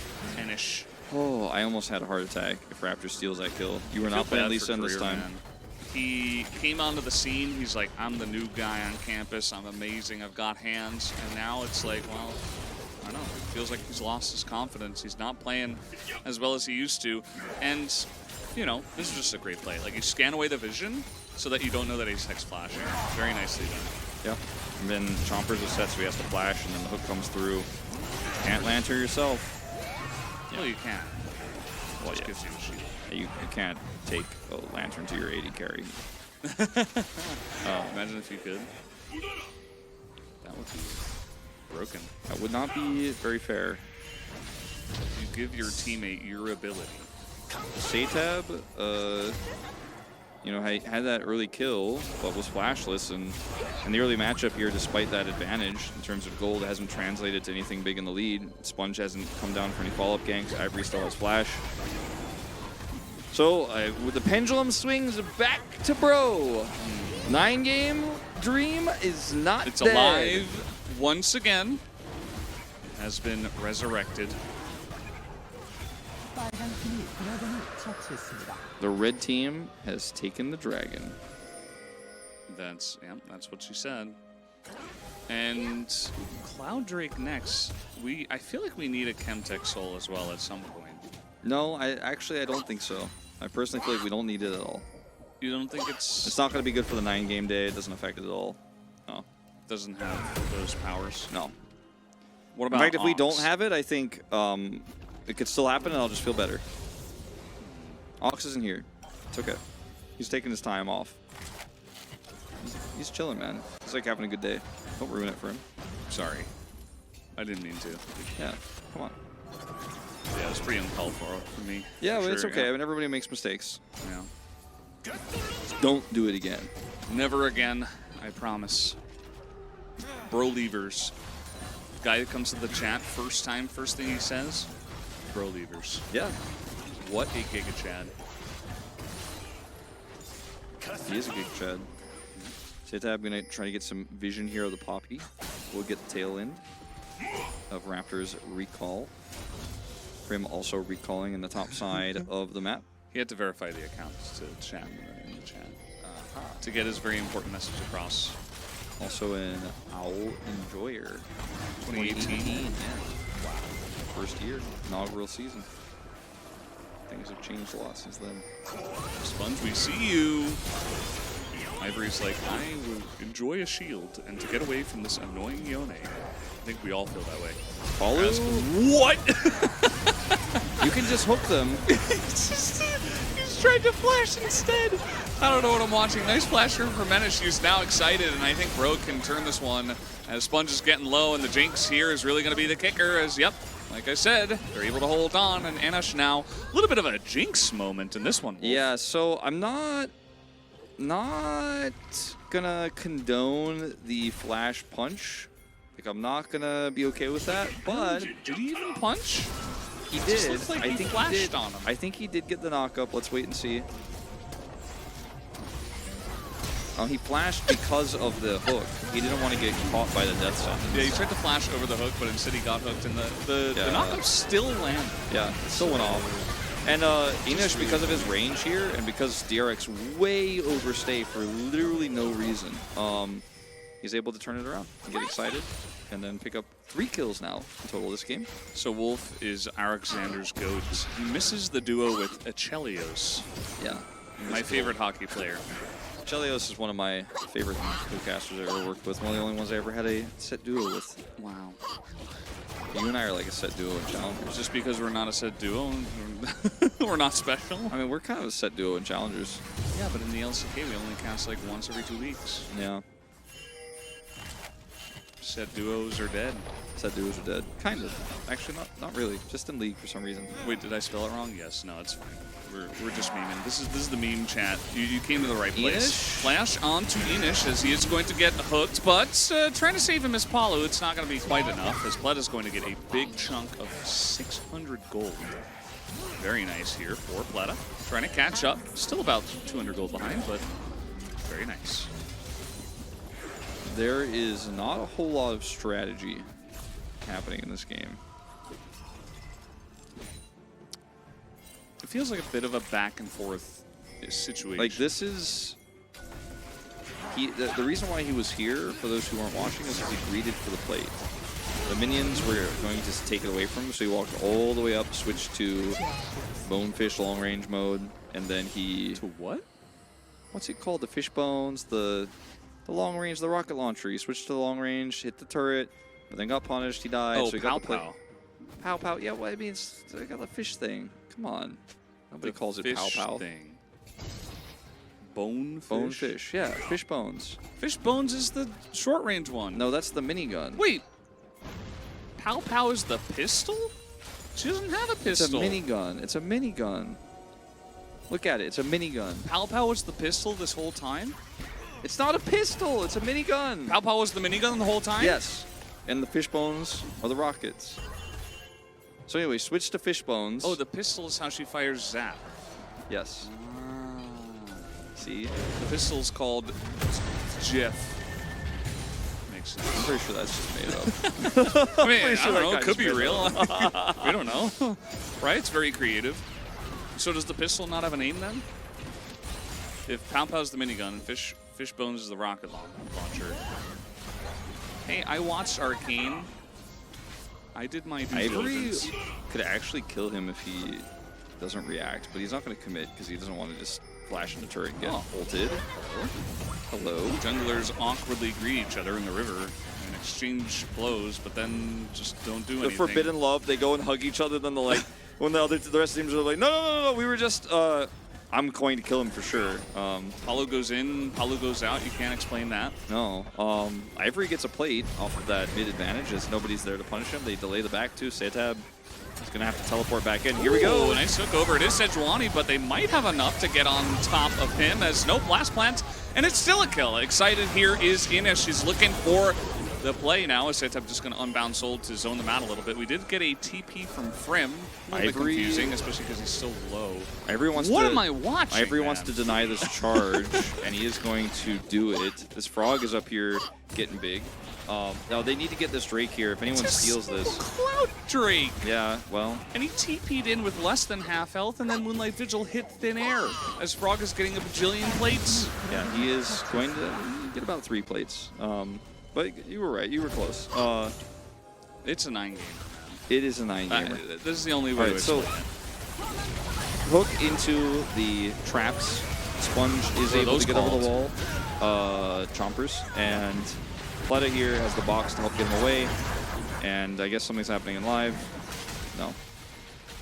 Sponge is taking Raptors. Like, I will tell you guys, you guys want to know something? I am paid to explain this. I am paid I can sit here and act like a clown, but Wolf actually has to say something smart. And I want to say things. I do not envy him. But it's really hard in these types of scenarios. Like, just understand that this is a difficult situation for me, the situation we're in. But somehow, despite a 4-1 Jinx, Bro actually, because of the plates going down topside, have a deficit in gold. It is a slight deficit, only 1,000. But I think the win conditions here are now warped towards this Gnar needs to be able to side lane very well. As this time he's protected while he decides to take this one down. He's using Pow Pow. He will Pow Pow the turret this time instead of fishboning it. Now I know the names. And the pistol's named Zapper. Literally just Zapper. Okay, Zapper I mean, zaps. that makes sense because that's why it's called Zap, because it's Zapper zaps. The cull is finished, so Triforce should be done for Frog. When he backs, he is denied his back actually. And he will be able to do it after this wave. Teleport back up. Very loud Gnar. And Frostfire has been done here for Frim. Let's see what he picks up. Control Ward. Just recently backed. Crown. 2 control wards for Ivory. Okay, don't tell the YouTube influencers. I mean, they all just bought them now. Like, we have straight up 7 control wards. But purchased. He had none, and then he bought 2. I sometimes accidentally buy a second one if I already have one, and I just kind of like autopilot. Okay, I'll buy a control ward because I have money. But he just bought 2. I mean, it's okay to buy 2. It's fine. They're going to use 1 right here in this river. Try to set a trap. And look at the hook. It's there. And the lockdown is insane, and immediately they get this Jinx excited. Control ward carry.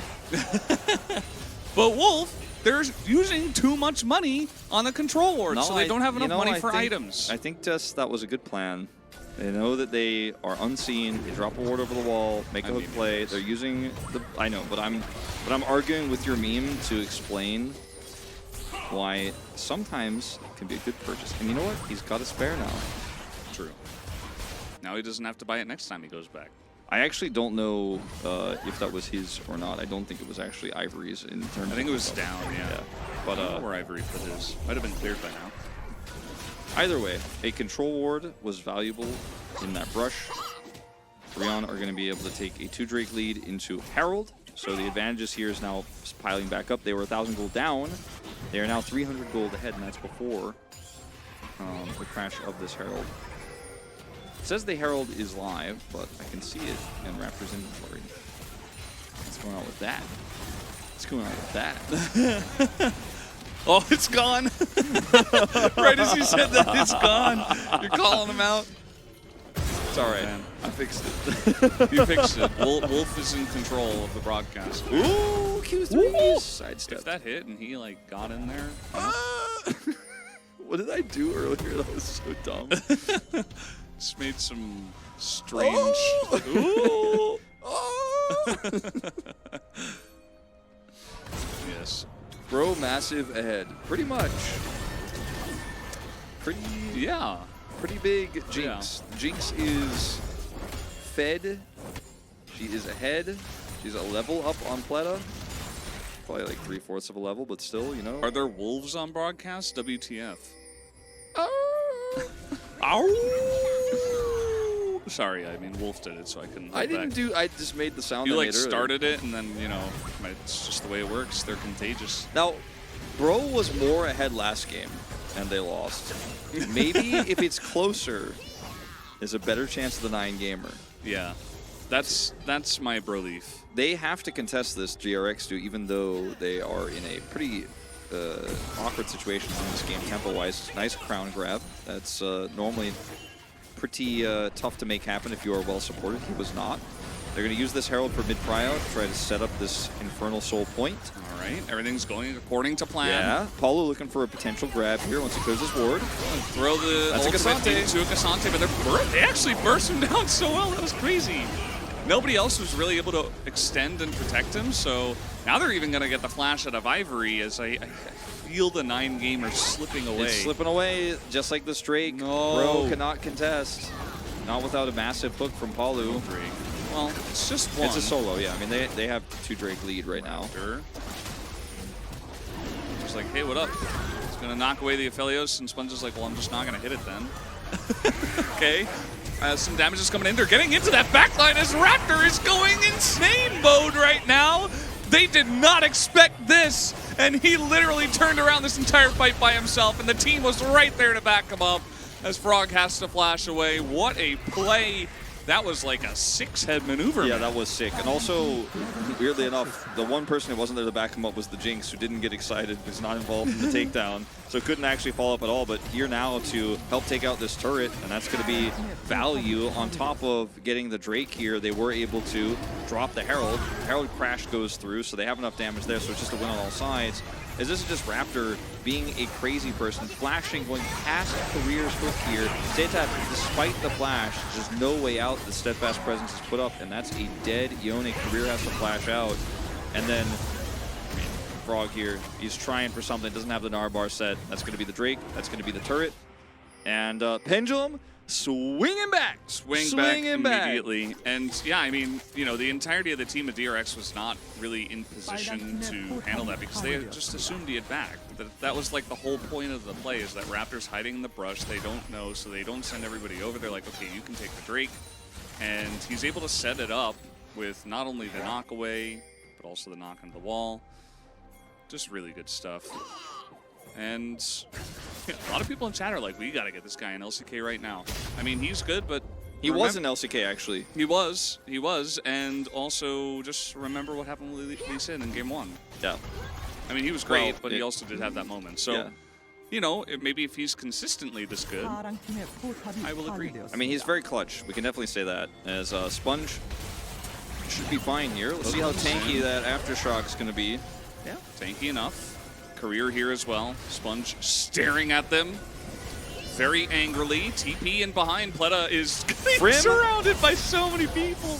There's no escape for this guy, as he does have flash, but he just says, well, there's no point in using it. There's actually no objective right now, but there is Baron in 10 seconds. I think they could maybe try to start this up because Jinx actually has Krakens there. She's so ahead.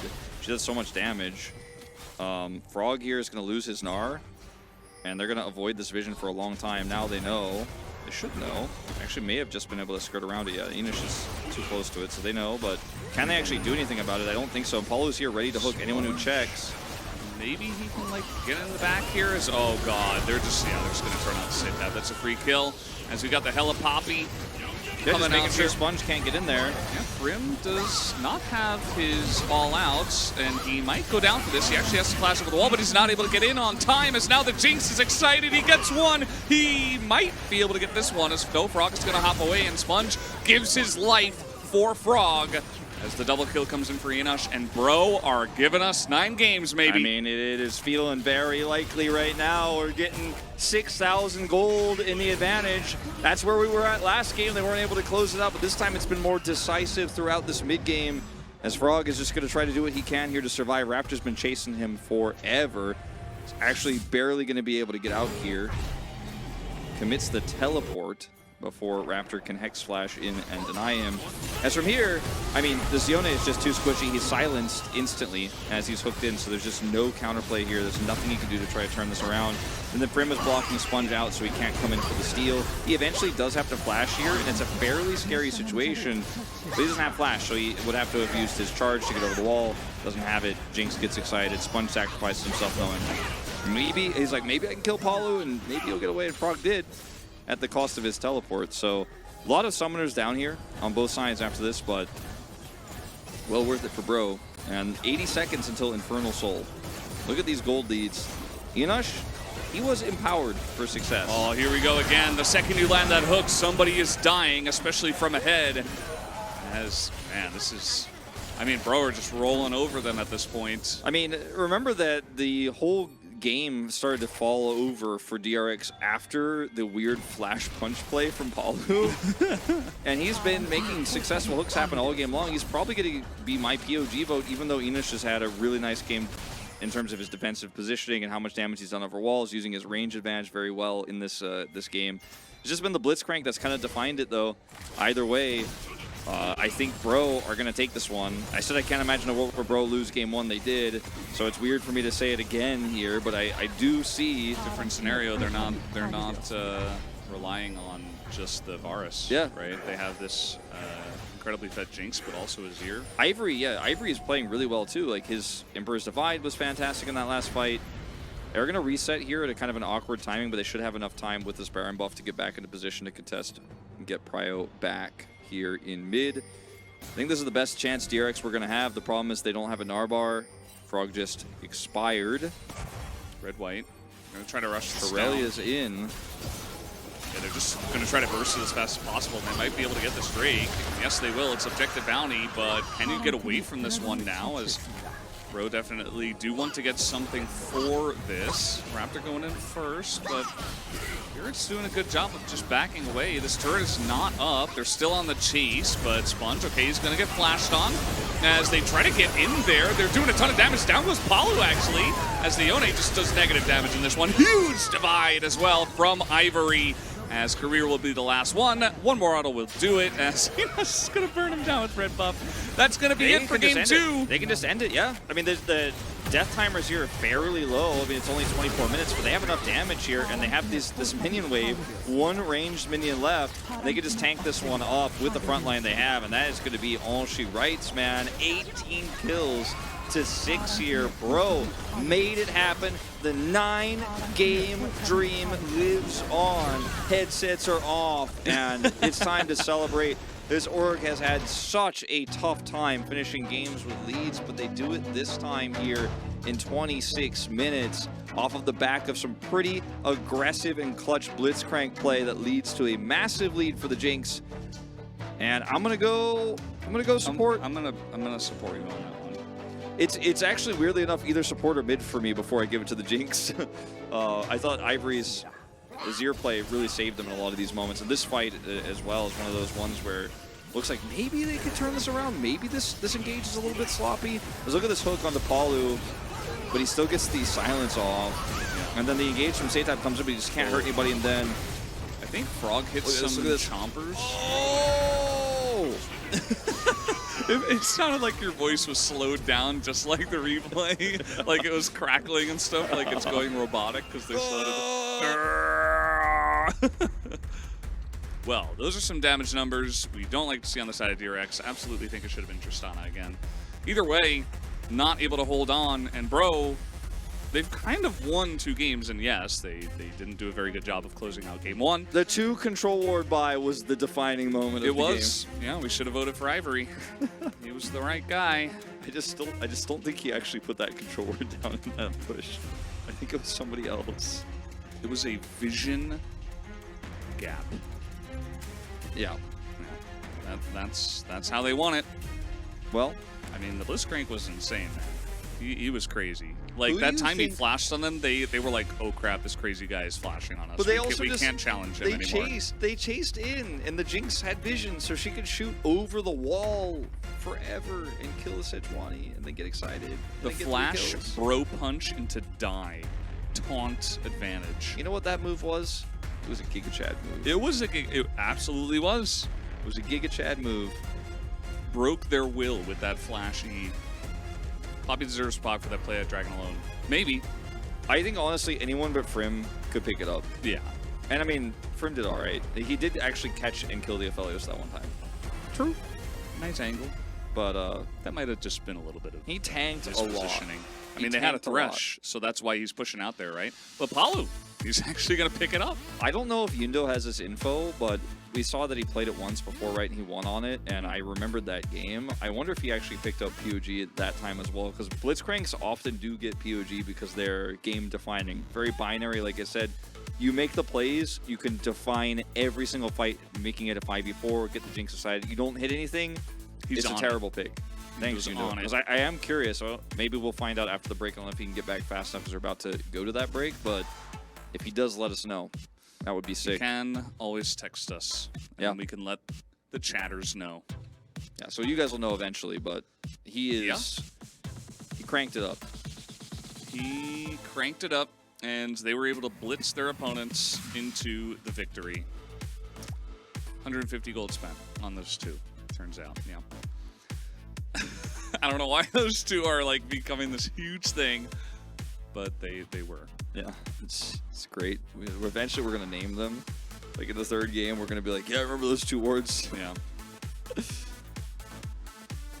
All right. Well, guys, we still have 9 games. It is possible.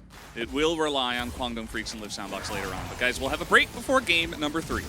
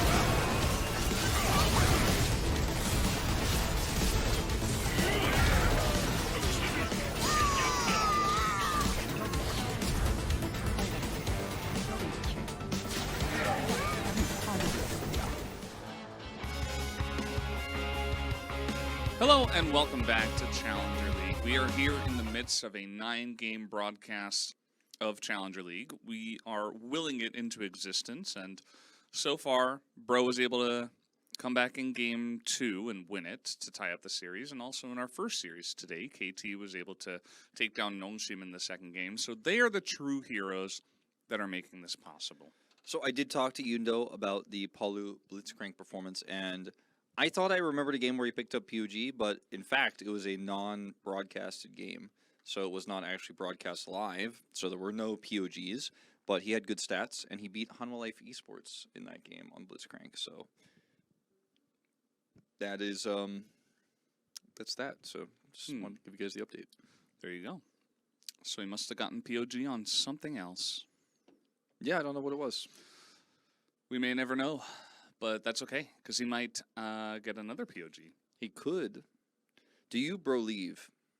that they can close the And series laugh up. after love. Because you think they didn't.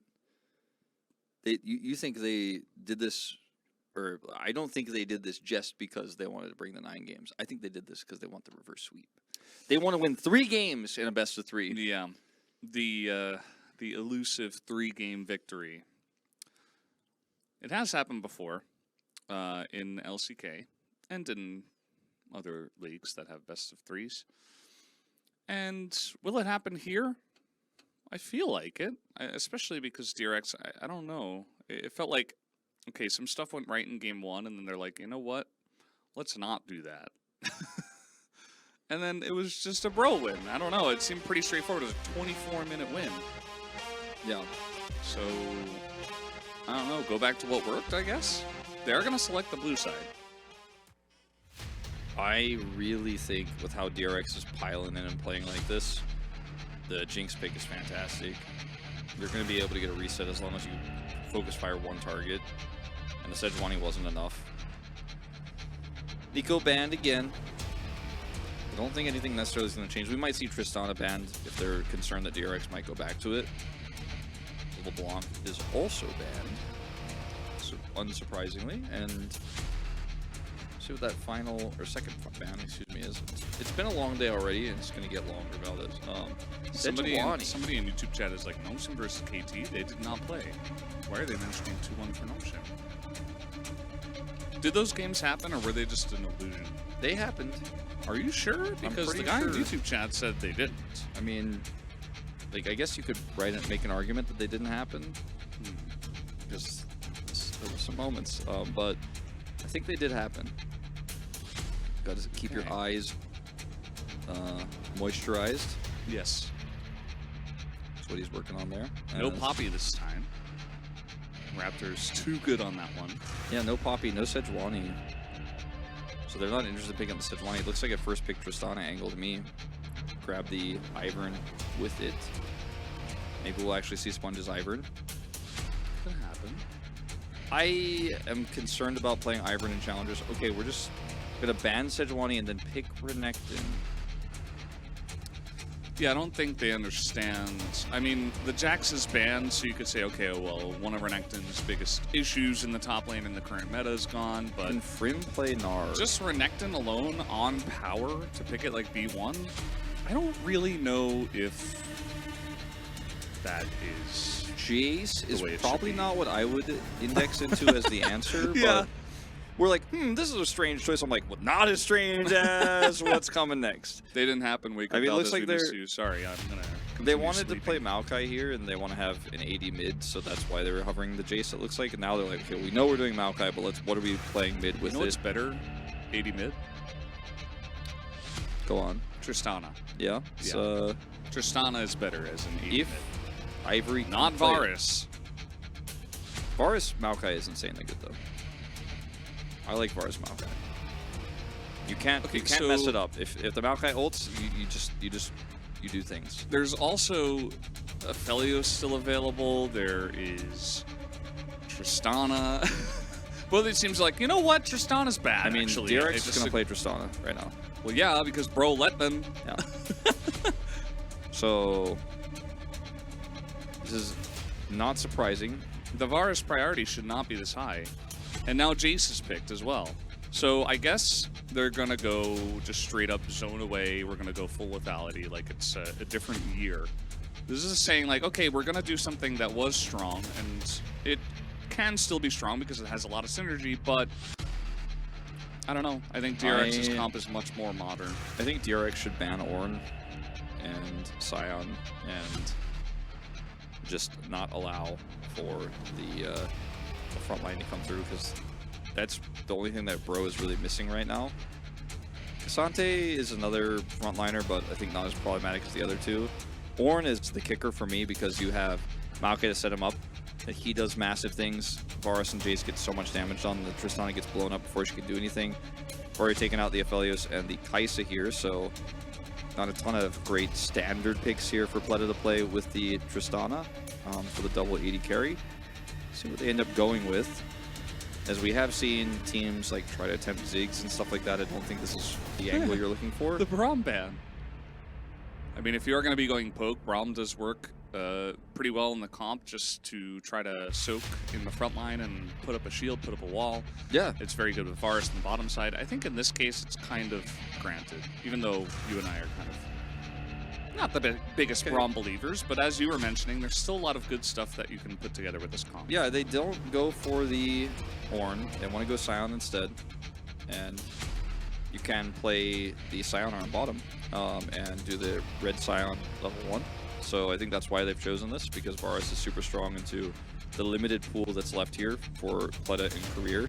Like, it's probably just going to be a Xayah Rakan game, which I don't actually like that much. I'd rather see like an Ezreal here or some sort of Heimer Ashe.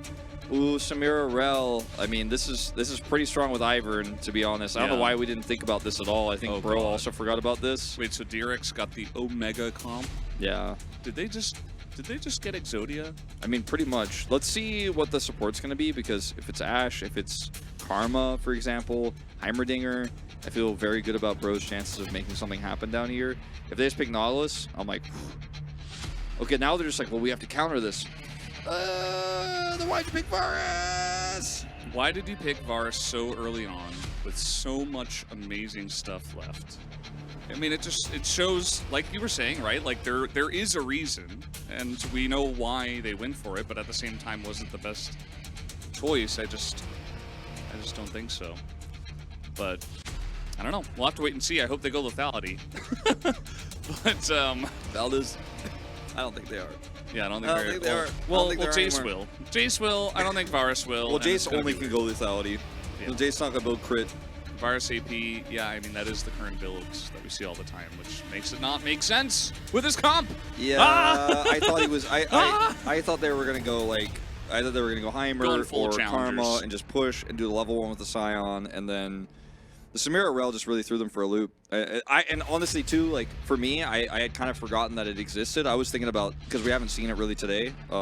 We saw it the one time. We saw Rel. We didn't see Samira Rel. Right, yeah. We saw Kai'Sa Rel. That's right. Yeah. But I was kind of thinking like, oh, they got rid of the Kai'Sa. Like, this is going to be a bit awkward. Like, what are they going to do? Maybe they're just going to try to scale, and then you know, you just push into that. You do the level 1. You can try to do the level 1 because Rel's not that good at level 1. Ivern is really bad in level 1. In root, and that's it. So maybe they still try to pull it off, but I don't. Friends with the forest. You know what the worst champion is at level 1? Alistair's. Yes, that is very true. And we'll see. Full AP poke Varus would be cracked. Okay, we'll see. We'll see if he can get through some shields, especially as this game comes along. Let's see. Yeah, there's no AP poke Varus. Yes. I don't know, man. I feel like you could try to do something, but it's not good. I feel like we've gone too far here for Bro. So 100% right after we look at these drafts and like how Bro stumbled, anyway. 100% they win. Yeah, right? absolutely. 100% they win. I don't know, man. We'll see. Let's jump onto the Rift for game number 3.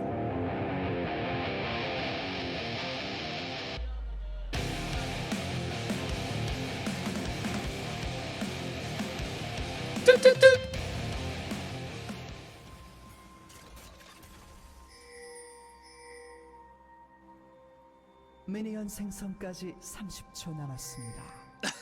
I can't lose. I can't win. 2 for 2. 2 for 2 for Wolf for Caster Chicken. Caster Chicken. How does this keep happening? I think that if you and Atlas cast together, just neither of you would talk for like 10 minutes. You'd just sit here and just, like, the producer would come in and be like, guys, are you okay? Just like nobody would say anything.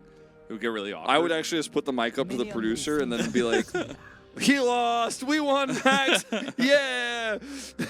Because the PD is also, like, he's connected to Caster Chicken, like, of course. Like, if he really doesn't want to win, like, the show will just go on with no audio if it's me and Max, I think. Like, it's how it's going to be. True, it would. I mean, just, you know, have silence. We could listen to Nar if he was in the game. I'm kind of like down to lose maybe next time. Since I've won so much already. True. And I could just have a nice the show. Comfortable lead. You're welcome, guys. If I do, you know. Just trying First to do what strike, Maokai with the red pet. Yeah, it's poke. that we're trying to do. Yeah. At least they have a very clear plan. I mean, they think they have a very clear plan. They had a plan, and then they were like, oh, we have to pick Alistar now. And now I think they're like, let's try to shore up some of the poke we'll lose for Varus with this Maokai. Also, maybe they can make some plays here with this Jace against the Ivern. Try to get some prio there with the Maokai and then push the Ivern out. Sponge is... oh, the tech! The tech! He did it, Wolf. Yeah. Do you like Ivern now? No. Oh. Okay. But I think he has a place in this draft. And now he's going to go down to the bottom side.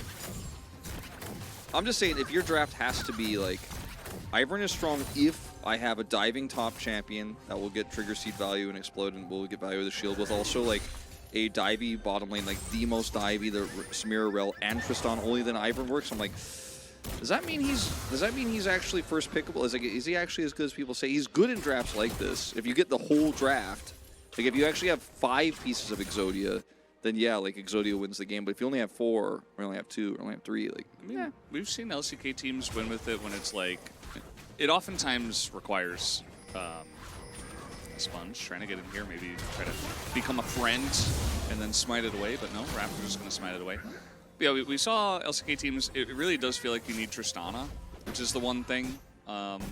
So all the teams were just banning Tristana, so of course we just never saw it because a lot of the power comes with Tristana and her eventual range and her ability to jump in, etc., etc. But just using 280 carries, I think, just works. As Raptor in position for the counter gank, as Sponge kind of reads the situation. I don't know exactly how, but they just say, no, we're not really going to go in on this. Maybe it's because Inosh and Palu didn't back up at all.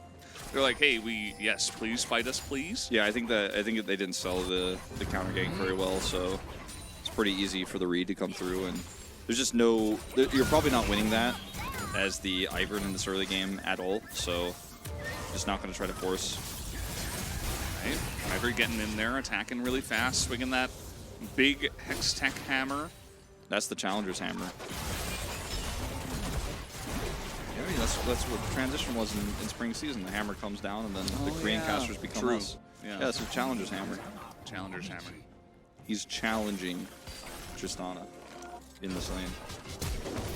Flash forward, trying to get on top of the Alistar, and they put everything together. Palu doesn't even flash away. He just says, nope, you got me. I'm dead. First blood goes over to Rel. Well, at least it didn't go over the Samira. Could be worse. Part of why Samir and Rel work so well is because you can extend the CC. And Rel has a lot of it. Bam. So Crash down. Follow up here from Palu is it's not great.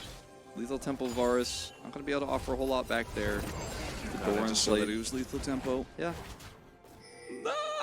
Yeah, if he had gone for Comet, maybe a little bit of lethality, maybe could have done something in the lane, chipped away, but I mean, you're playing with Alistar, so that's how you know it's going to be lethal tempo. Varus Alistar. Varus Alistar, my favorite duo lane. This is the lane. And this is why this is Challengers, right? Because DRX, I feel like they kind of...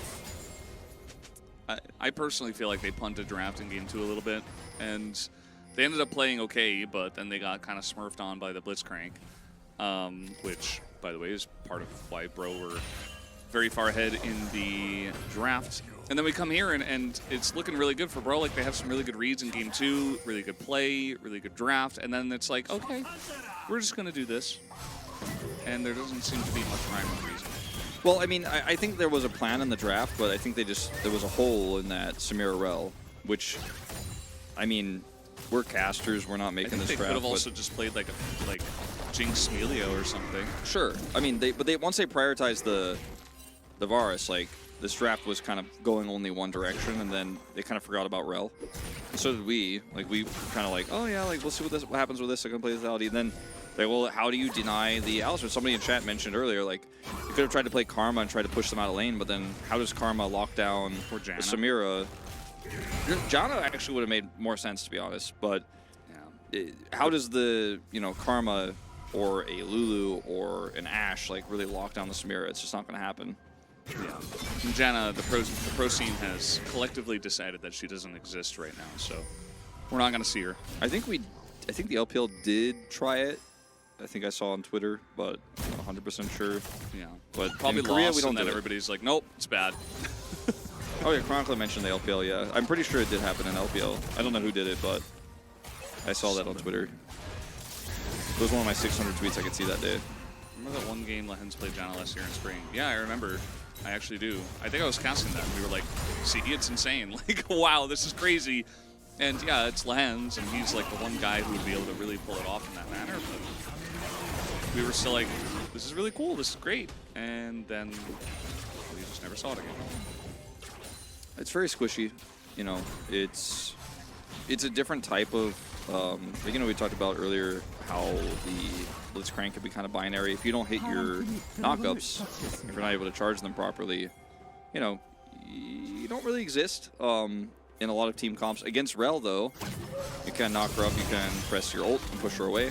There's a lot of things you can do as Janna. She's actually really good into this duo in particular.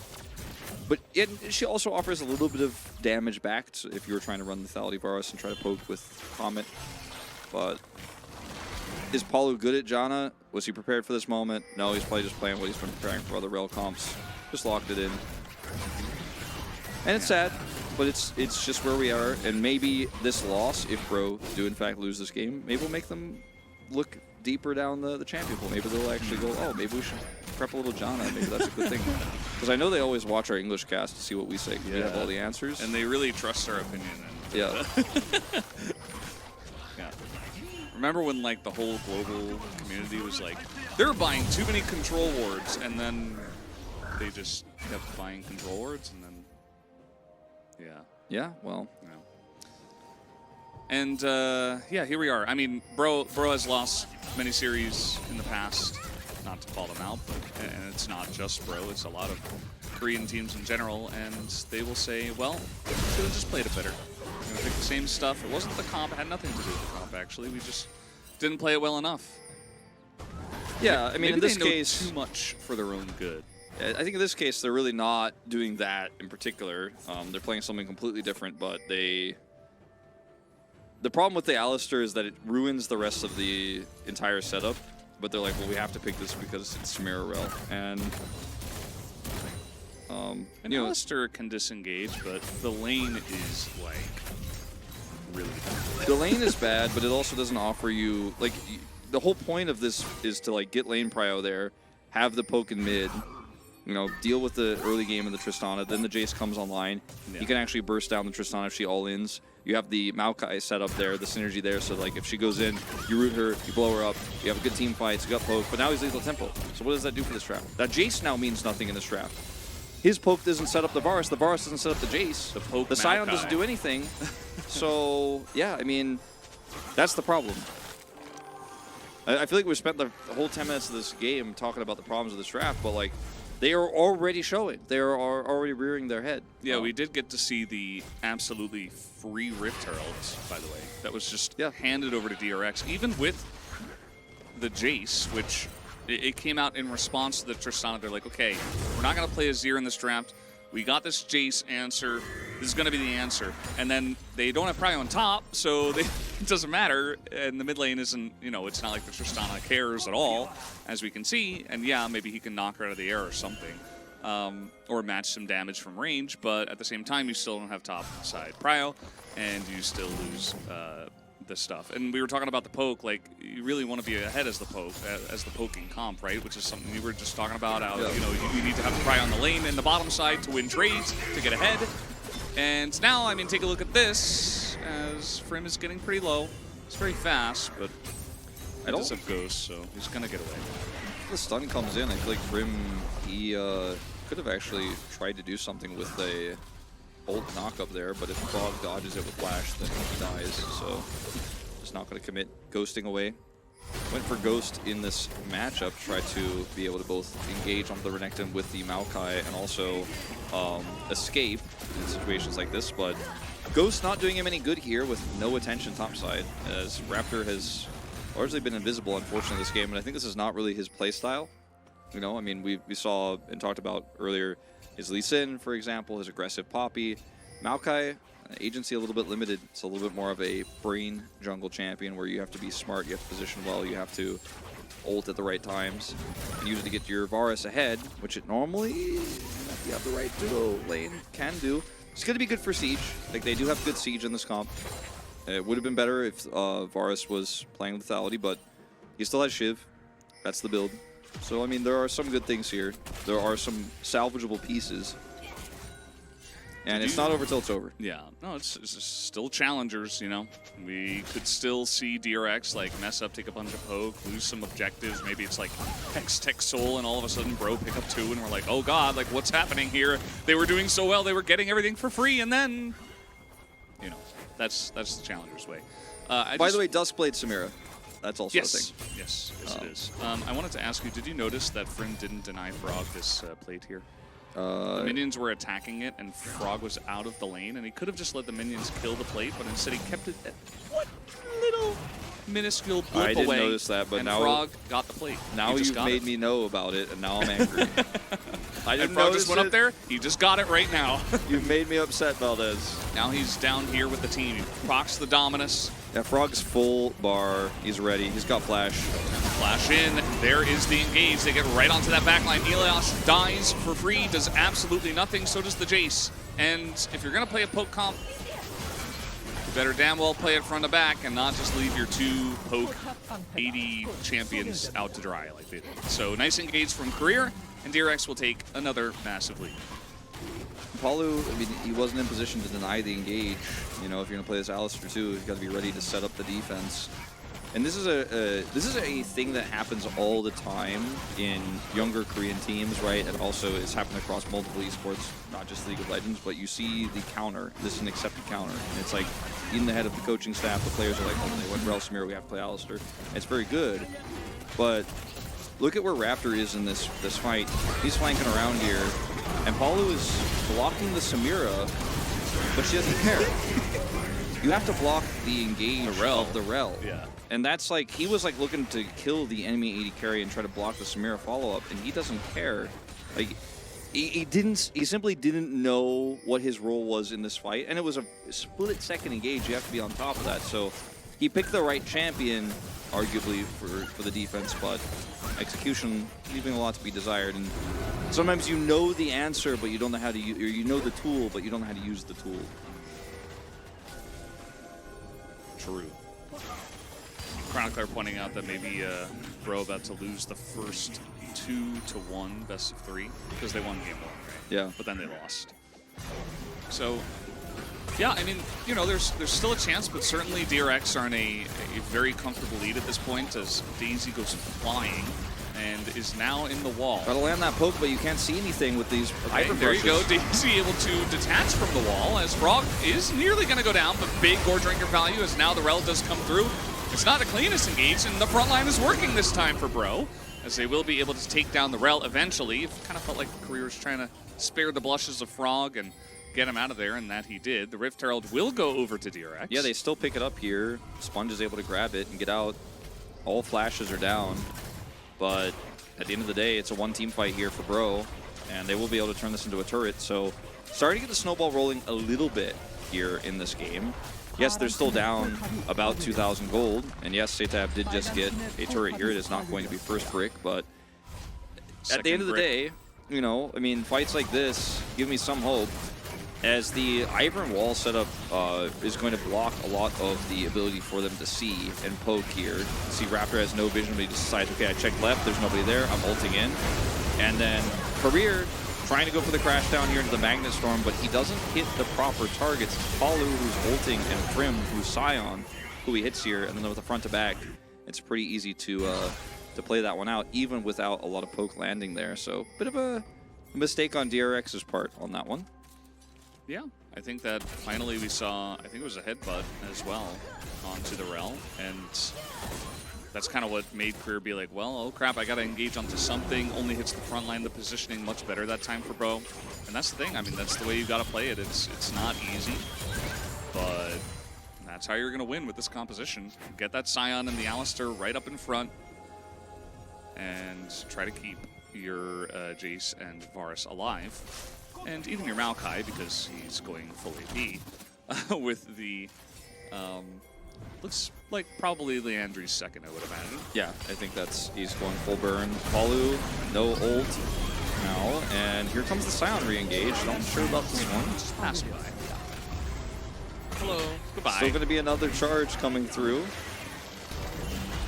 Okay. Yeah.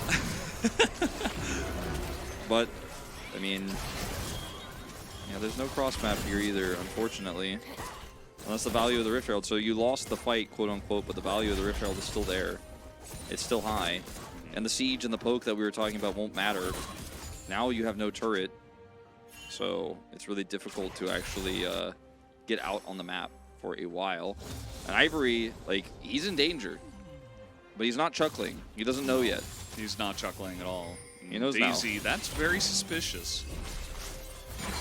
He's like, why is there randomly a Daisy in that brush? I'm not going to go in there. And yes, he had a ward, so he will be just fine. As we are setting up here for the next Drake, it is Mountain Soul this time around. And this one actually will matter a lot. There is going to be many, many resistances on both sides, especially on the side of Bro with the Scion. Can really get a lot out of that. So we'll have to wait and see if, maybe they get a couple of those Drakes, they get an unkillable Scion of sorts, and who knows what could happen from there. Who knows? All I know is it's going to take time. And it is going to take these Mountain Drakes coming through, as you say. And they have Prio. They're clearing some of this vision. It's very difficult for Ivern to do anything vision-wise. It's really up to Rel to clear the vision this game because Ivern is so squishy. See, Tristana has a blue trinket. She's not going to be doing any of that work. So Bro with vision control here could have a really nice ultimate into a pick. The follow-up burst damage on this Varus and the Jace teleport coming through to mid. And even though they had Prio, they're not going to be able to turn it into anything here, it doesn't look like. Satep has TP. And he's coming in late. What's he buying? Getting that second item. Quick blades are done. This is the fight of a lifetime for Bro. They need to win this one. They need to win it somehow miraculously. Front line is good. Start. Good start. You get Frim in the front. You get that big blast onto the Ivern, who did not have a shield at that time. Not going to be shielding himself in this one. As Brute not going to land. Daisy also already dead. DRX kind of struggling to get in onto this one. Palu in position, try to deny this. He has to ult a bit early. So he does get pushed away by the Tristana. Frog takes an insane amount of damage. Where does his health bar go? His career's like, oh, I gotta save him again. But this time he's not gonna do anything. The Ivern goes in as well for some reason, just to die, as that was Bro winning the fight. The Ivern is super squishy, and you can't be going in like that. And unfortunately, the Rel just hard forcing after the Renekton is picked. Now, nice try to take a turret for this. We'll just give an additional kill over. At least it only went to the Scion, but that means guaranteed Baron here. No way to contest this. Career is coming up in 5. If Satab actually just resets there and they back off, rush over, maybe they could slow this down. Maybe they could look for a pick and push Baron or push Bro off of the Baron. Now, he just dies. Doesn't even get the turret. And Bro are going to take a gold lead for the first time in this game here. And Valdez, this is starting to be concerning. As yeah, Paulo has to ult you, but look at how much aggro he absorbs. And then Frim is the hero here, following up on this root. Bam, he's dead. And then Career decides, I have to go. But there's no follow-up here whatsoever because of the Maokai ultimate. Nature's Grasp keeps the rest of the team away. And Bro, despite what is a janky composition, they absolutely do, in fact, know how to use it. And DRX choking a little bit here. As just eating a fully charged Q. And I wasn't sure that's how that went. Yeah. Rough times. I think that, yeah, it was just a little bit of DRX getting picked off one by one, trying to go in at different times to save their teammate one by one. So it was not a good look. And Bro immediately took advantage of that. And, this entire series, in terms of the play, yes, Bro have made mistakes, but they have been the better team when it comes to, I think, the majority of the minutes that we've spent in this series. So straight up. When we get to fights like that, they keep their calm. They just fight front to back. That's exactly how you're going to win if you're going to play this comp. And got to give them credit. That was very nicely done. And DRX totally, they were like, man, we don't know what to do. They have the Baron buff now, and they have this siege that we were talking about. If they ever get control of the map, if they ever get control of a Baron, you just Nature's Grasp. then take it down a turret. And look at the Scion in this 4-1. Frog is pushing the bottom side of the map right now. Does not have teleport, so he's not going to be helpful. He's going to get some gold here, but relatively insignificant at the end of the day versus what Bro could potentially do here. Look at Scion pushing mid, getting more valuable damage done. And the Ivern Brush makes it very difficult to play around this. Could just blind blast him, but they don't have any idea. Yeah, and the Maokai works very well. As we have seen many a time, you just throw some saplings in. Turns out they do a nice amount of damage, especially with AP Maokai. Yeah, he's getting closer to that Leandries. And they get vision as well, most importantly. And, I mean, another Mountain Drake that goes over to Bro. This just gets harder and harder. Now, obviously for DRX, if they end up getting Mountain Soul, it feels doomed for Bro because of the way their damage is going to work in this game. But with the control they have right now, I don't think you're too worried about it because you don't think it's going to happen. You don't think they can win team fights anymore. It is obviously a supportive build here from the Ivern. You know, he's going to be able to help keep this Tristana up. Ardent Sensor is done now. Black Cleaver. They have to front to back, actually, I think now, or make sure they flank, and the Rel ult needs to hit the back line, not the front line. You need to poke, and then after the back line, or the front line disengages, that's when you go in. They need to go in together. Scion. And, yeah. I mean, Ivory's going to take this turret for free. He's got some support here. This is falling apart here for DRX. At least Satab is pushing topside, but Ivory's going over to deny him. Yep. This is why, you know, right after we were talking about the draft, I'm like, it's still challengers. Anything is possible. Yeah. Bro are just playing a much better game at this point. And, yeah, the only thing I want to see out of DRX is they all go in at once. That's what you have to do with this comp. If you don't do that, you might as well have just played what Bro instead. Just look to poke and play passively. And they pushed Tristana out. They got resources mid. Yeah, they had to use Brim's ult, but now this bot push continues to win, and they're playing tennis with DRX right now. Ping pong, whatever you want to call it. They're playing badminton, all right? And squash. Handball? Yeah, I guess so. Yeah, a little bit. Yeah, a little bit. Of, maybe pickle. Volleyball? Pickle. Kind of, yeah. I'm gonna say. It's definitely not like Foursquare, but at any rate, getting some serious value on the map. 4 turrets down now. The very slight gold lead after the Baron turned into about a 1,500 gold lead. It's not over, right? I mean, you could still win this as DRX if you have a clean engage, but the thing is, I still think this comp is better, and I think a strong team wins this as DRX in this position, probably still. But they haven't proven to us that they can make that engage happen. That's what we're concerned about. Yeah. And we're on the rear end of this game. It's not Brover until it's Brover, though. And you never know. I don't want to say it's impossible, but I'm just not ready to trust. Just not ready to trust. Understandably, we have trust issues after casting challengers for the entire year. So, let's see. 2 Mountain Drakes here for Bro, which means that the Scion is absolutely unkillable. And yes, they will get double LDR, which, you know, I saw some discussion about that in the chat. I think that Samira could have maybe skipped it to just hit the backline and try to ignore the Scion, but it seems kind of difficult. And, I mean, LDR is just a good item in general nowadays, so he's going to pick that up, and Tristana's going to get it second. And, I mean, if DRX just kind of slow the game down, even, you know, with the super insanely tanky Scion, we know what double AD carry with Ivern can do, and perhaps they can look for some good engages and enable their AD carries. He's got his third item in his inventory. It's the Ivern counter, the Serpent's Fang. He's like, yeah, you can put that shield up, I'll make it go away, and I will hurt you a lot. I like that tech. It was a bit of a joke, but I like that tech. No, I like it. It's pretty smart. Leandries is done. Frontline not going to last very long here. Stopwatch here for Frog. I mean, I think this is really your last chance as DRX. You lose one more fight around Baron, and the momentum is just too much. You are just not going to be able to come back. So, like the stopwatch buy here. Let's see if Frog get on the back line, make that engage happen. I mean, the damage is real here with these saplings. Look at this. Yeah. I mean, they have to respect it. They have to back away. Well, at least they have shields. Yeah, it's helpful. Sponge is like, how much mana do I have? Daisy's out. It's they're on a timer now. They're on a clock to actually make something happen here. Easy's getting in there. He's just trying to get as much vision as possible because they don't have much. Zatab's got Kraken. No, this he is the timing. Just bought LDR. Oh, sorry, LDR, excuse me.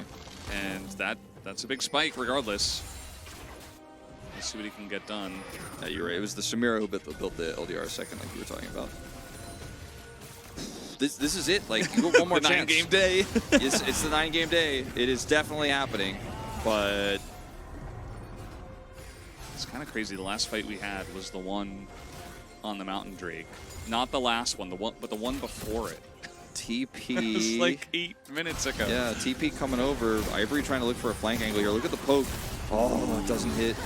Yeah, it's a nice dodge.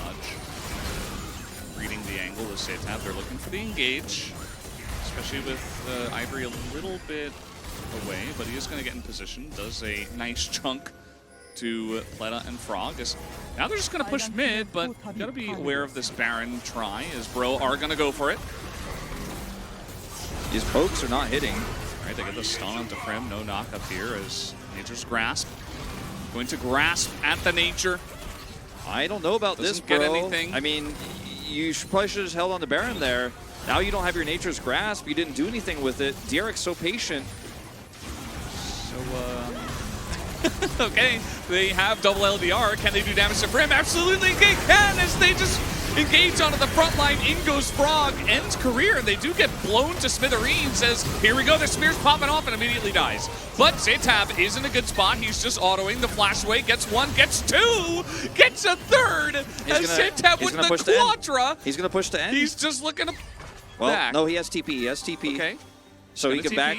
Now, if he got found here by Enosh, that would be the end of his life and the end of their advantages. But I think he could probably push to get the inhibitor. The engage here from Palu is actually fantastic, as Frim will take a lot of damage. But Bro just can't decide what they want to do here. As Palu actually gets the double knockup here, is instantly deleted. This is going to be the first reset for Zatab. And then Samira is also deleted. Ivory is in stasis here, so can't offer any damage back. And he does come through here to the skies to try to finish the Tristana, but she barely lives. Let's see where he's at. Actually just going straight back to the Baron right now. Didn't actually decide to push mid. The death timer is still fairly short at this point in time. And yeah, they will take the Baron out. And the game continues. Wild game. And it looks like they were able to get Baron buff on pretty much everybody here. Not Pleta, but at least Zatab and Sponge, of course, and Career, who does have it. So I'd be very curious to see if Frog has it as the side laner, especially up against Sion. Has the Black Cleaver, can probably eventually take him down. But we'll get a look on that in just a moment. As a straight-up Bloodthirster. Yeah, picked up. Just picking it up. He's like, you know what? Quadra kill. Quadra kill, Bloodthirster. Okay. Bloodthirster. That's going to give him more longevity in these fights. And shield bow for Samira. These are some really big spikes coming through. So hard right now. But they also have map control, and so things like the poke from the Jace become harder to land, even though he wasn't landing it when he had control. Now, with all these Ivern bushes and the minions coming through, the warding, Ivory just doesn't have a lot of chances. He's going to have to start firing these blind, to be honest, like that. And, okay, there's a little hit. Yeah, got him. DRX going to get in there. By the way, Frog does not have Baron buff. Just going to join up with the team as they do so much damage. Bro's not even going to get in there. They're like, actually, it's already dead. And they have Baron buff, so now they can just 5-man push into the bottom side. Everyone's backing, and that's going to cost them so much time. Like, DRX should be able to get this inhibitor. The turret will be gone by the time they even walk up to it, as it's going to be only Ivory here. It's like, get out of here. Okay, Pleta takes the damage. Pleta's look at that. Wow. Gone. Yeah, their siege becomes just disgusting because it's just everything that we mentioned. Okay, Chains coming down on his career. He's just straight up dead, but the shielding is keeping him alive forever. Redemption is huge. Yeah, he got like 2 shields, redemption.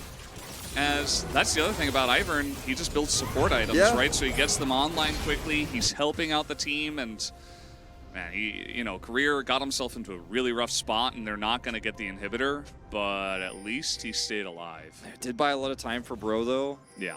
But it's not going to save the problems of their composition without map control, right? I mean, it's only going to... It's like, taking Tylenol to, like, when your, like, leg is cut off. It's only going to really do nothing, actually. It's like, we didn't die. That was a terrible analogy, but... It just It's okay. it feels like it's a win because your inhibitor is still alive, right? But it doesn't solve the map control. You needed a team fight win, and the fact that the shields come through and save Career and prevent them from actually following up and doing anything else, it's Yeah. we need to see more. Bro need to do more than just not lose their Nexus to have a chance to win this game. I know we outlined it yesterday, the ways to not lose the game, but they're not losing it, but they're certainly not winning it at this stage. And as this board can get cleared away, Baron's gone. 3 minutes until this Dragon, so we're going late. We're going late. Let's see if any unique items come out here. Stopwatch picked up for Raptor. And Zonia's is being built for Enish. So he's going Deathcap last. Yeah. This is going to get interesting. I see a lot of stopwatches right now sitting on 4. And, you know, GA's finished for the Renekton, so I suppose that could have been number 5. That was out there. Yeah, he did have it. Oh, GA for Ivory as well, so that's 6.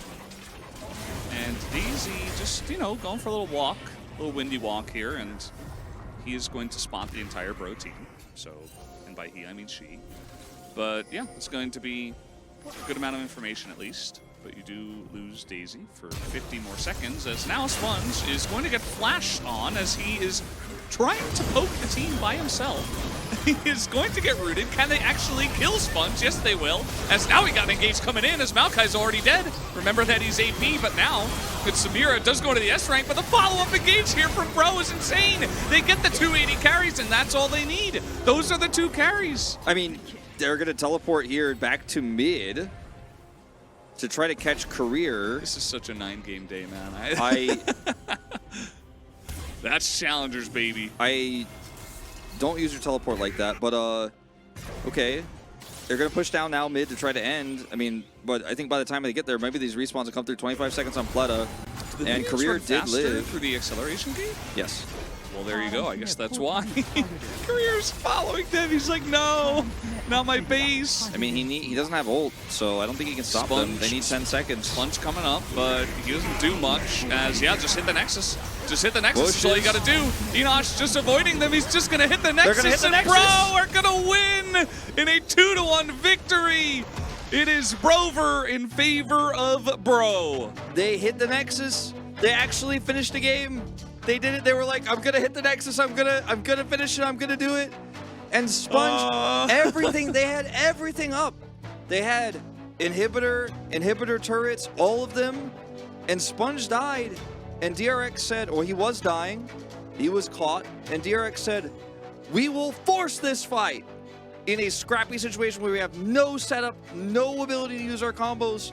DRX took that game. Sponge said, I'm gonna do the anti-Sponge and be anti-clutch that was here. So anti-Sponge, It was the man. anti-Sponge. He was like, I'm going to be the most anti-clutch. But his misposition led to huge errors for the rest of DRX. Like, oh, man. I can't believe they actually turned this around. Look at the gold graph, guys.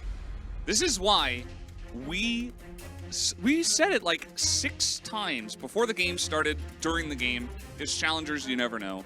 And eventually, Bro were the better team. Like that, by and far, very clear. and then they were not the better team, and then they were the better team, and then they were not the better team, and then in the end, they were the better team. And then they were the better team. Yes. 21,000 damage from Tristana. Doesn't matter. Like, I want to see that final fight again. We might. I'm not sure if we will. It's a tragedy. Great play from That's one way to Palu put it. at the end, because his knockups there were what caught all of DRX while they were trying to hard commit in pieces. And Bro's composition, even in a situation like that, they can absolutely beat 5 pieces of DRX. And they can't beat the fist. Like they could rip fingers off if they're actually coming out like that. And the setup too, like with the re-engage from the Rel, there's just nobody there. There's just nobody there. It's not. There were a few good moments for Rel for Career, but mostly this wasn't it. Yeah, that was just insane. I just don't know how that can happen. Like, imagine if they just had a really strong shot caller and everybody just followed the shot calls. Although maybe they do, and somebody was like, we're going in, we're engaging, and then they just got absolutely wrecked.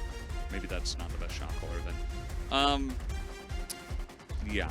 I don't know, these guys have hands, but some of the decisions we have seen, especially in this game number 3, I don't even know Mid-div, what by the to way. say. He outdamaged him. Yes. By how much? 21. 20, no? 22. Oh, sorry, 22. Yeah, what? Don't do math on Oh, stream. God. Oh. 6 games already. We got 3 more on the way. No. No, Yes. no. I mean, I'm okay with the 9-gamer. I'm just saying, like, no, why did I do that? Why did I do math on stream? Palu wins it. Once again. He absorbed so much pressure. He did so much in this game. And, like, we were like, well, Alistair doesn't save this. Apparently it does. Apparently it does. In the team fights, you know, like, the lane was rough. That was always going to be rough. He picked up both POGs for Bro this series. Yeah. It's his 3rd of the season. It's his 3rd of the season. Wow. Wow. That's all I could say. I love when crazy games happen like this because I get to ban so many people. It's always a fun time. Yeah. 8 games per age? That is, no. No, it's not going to happen. We've come this far. It has to be no. It's time for the 9. At Has the to end be of the 9. first round robin for us, I'm And the last series is Guangdong Freaks Live Sandbox. This is the series that goes to 3 games. It is the series that we goes were to worried 3 about the games. first 2 series, especially the second one. The second one was the they riskiest delivered. one. And then, bro, like after game 1 when they didn't win, Yeah. it was a little concerning. Game 2, though.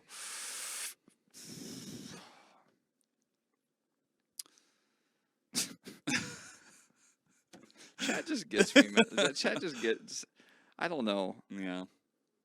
I don't know. What a series. Remember game 1, 2, where 3 inhibitors were down and Bro lost it? They, like, won all 3 games, almost. We almost had Bro 2-0ing. We got the Bro 3-0. That happened. We got the Bro 3-0. World's first 3-0. Actually, not world's first, but... Been the first time in a while. Yeah. First time in a we little see it a while. bunch of times in the LCK, too. Happened with KT a lot. Yeah. Not anymore. Not anymore. Now they just win 2-0. Nothing to see here. Yeah. Remember when we were calling calling no items? Yeah. Game that 1. was Or was that game 2? No, it was Game- game 1. game 1. Yeah, that's where we had the pause that was unrelated. The mouse pause after Yeah, 'cause Rakan Bro had no chose- items. Reds. Wait.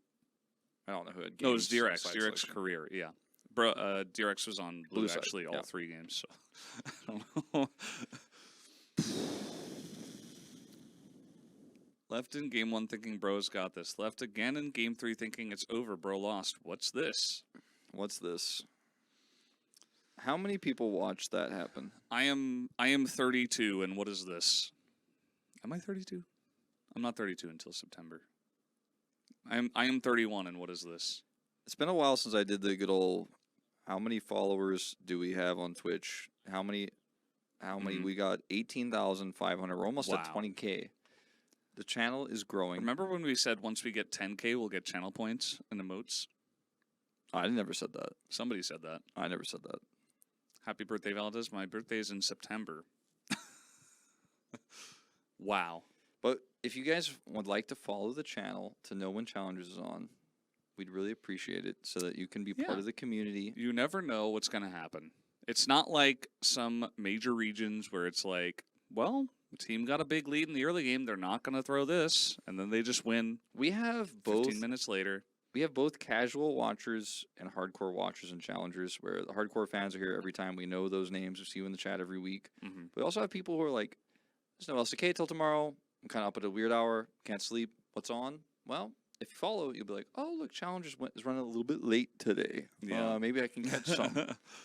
And that's kind of how we're running tonight. You know, we're going a little bit late. It's gonna be a little bit crazy. Somebody check that off on the bingo card, the mic holding. Check. That's not the first time that we've been asked about that. Well, I don't like. I'm not even tired. I'm just overwhelmed by what happened. Thanks, Nalmacon. You're the first person to wish me happy birthday today. Yeah. Make hands disappear. Okay. It's fun when we do this part too. Yeah. This is what we do during the interview. Sometimes we make our hands go away. We read the chat. Thanks, Fred. I really appreciate it. I really appreciate people wishing me happy birthday today. No, it's not my birthday, but I really appreciate. But I really appreciate it though. It was a few weeks ago.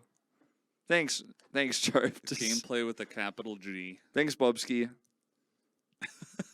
We're just gonna spend the whole time like sitting here wishing Wolf happy birthday. It's not even his birthday. It's not my birthday. June 22nd. But what series is next? Well, I'm glad you asked. It's Kwangdong Freaks up against Live Sandbox.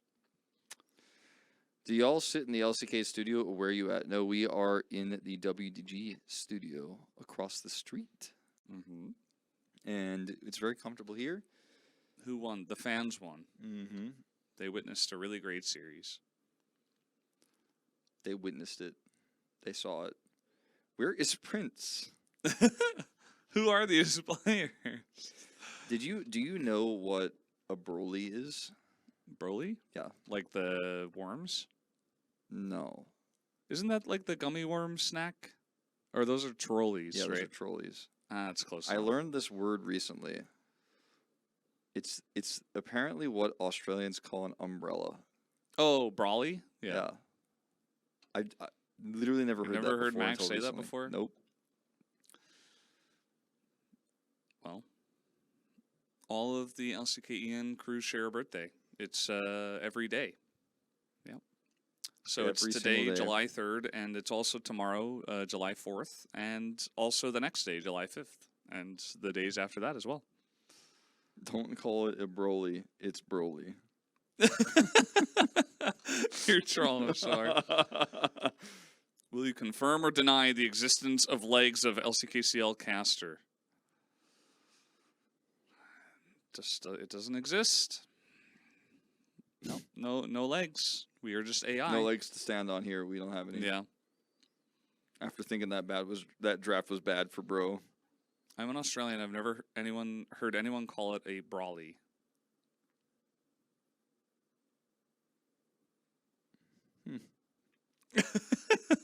Huh. Okay. Huh. Well, I'm not Australian. I've never heard anyone call it a Brawly until recently. Yeah. Aussie girl gamer. Okay. Doesn't get more Aussie than this. Always call it a Brawly. See? That's I'll call it a it's Brawly the from now official on. word. Yeah. It's the official word. I am Aussie and I call it a Brawly. Must be an Eastern States thing. They're talking about Australian states. Yeah. I'm from Perth. No, I'm not. No, you're not. Guys, we have to stop comment. We will see you after this 30-minute break for the next and last series. Hopefully we do get to 9 games here in the next one. And we will see you after the break for Kwangdong Freaks versus Live Sandbox. Bye.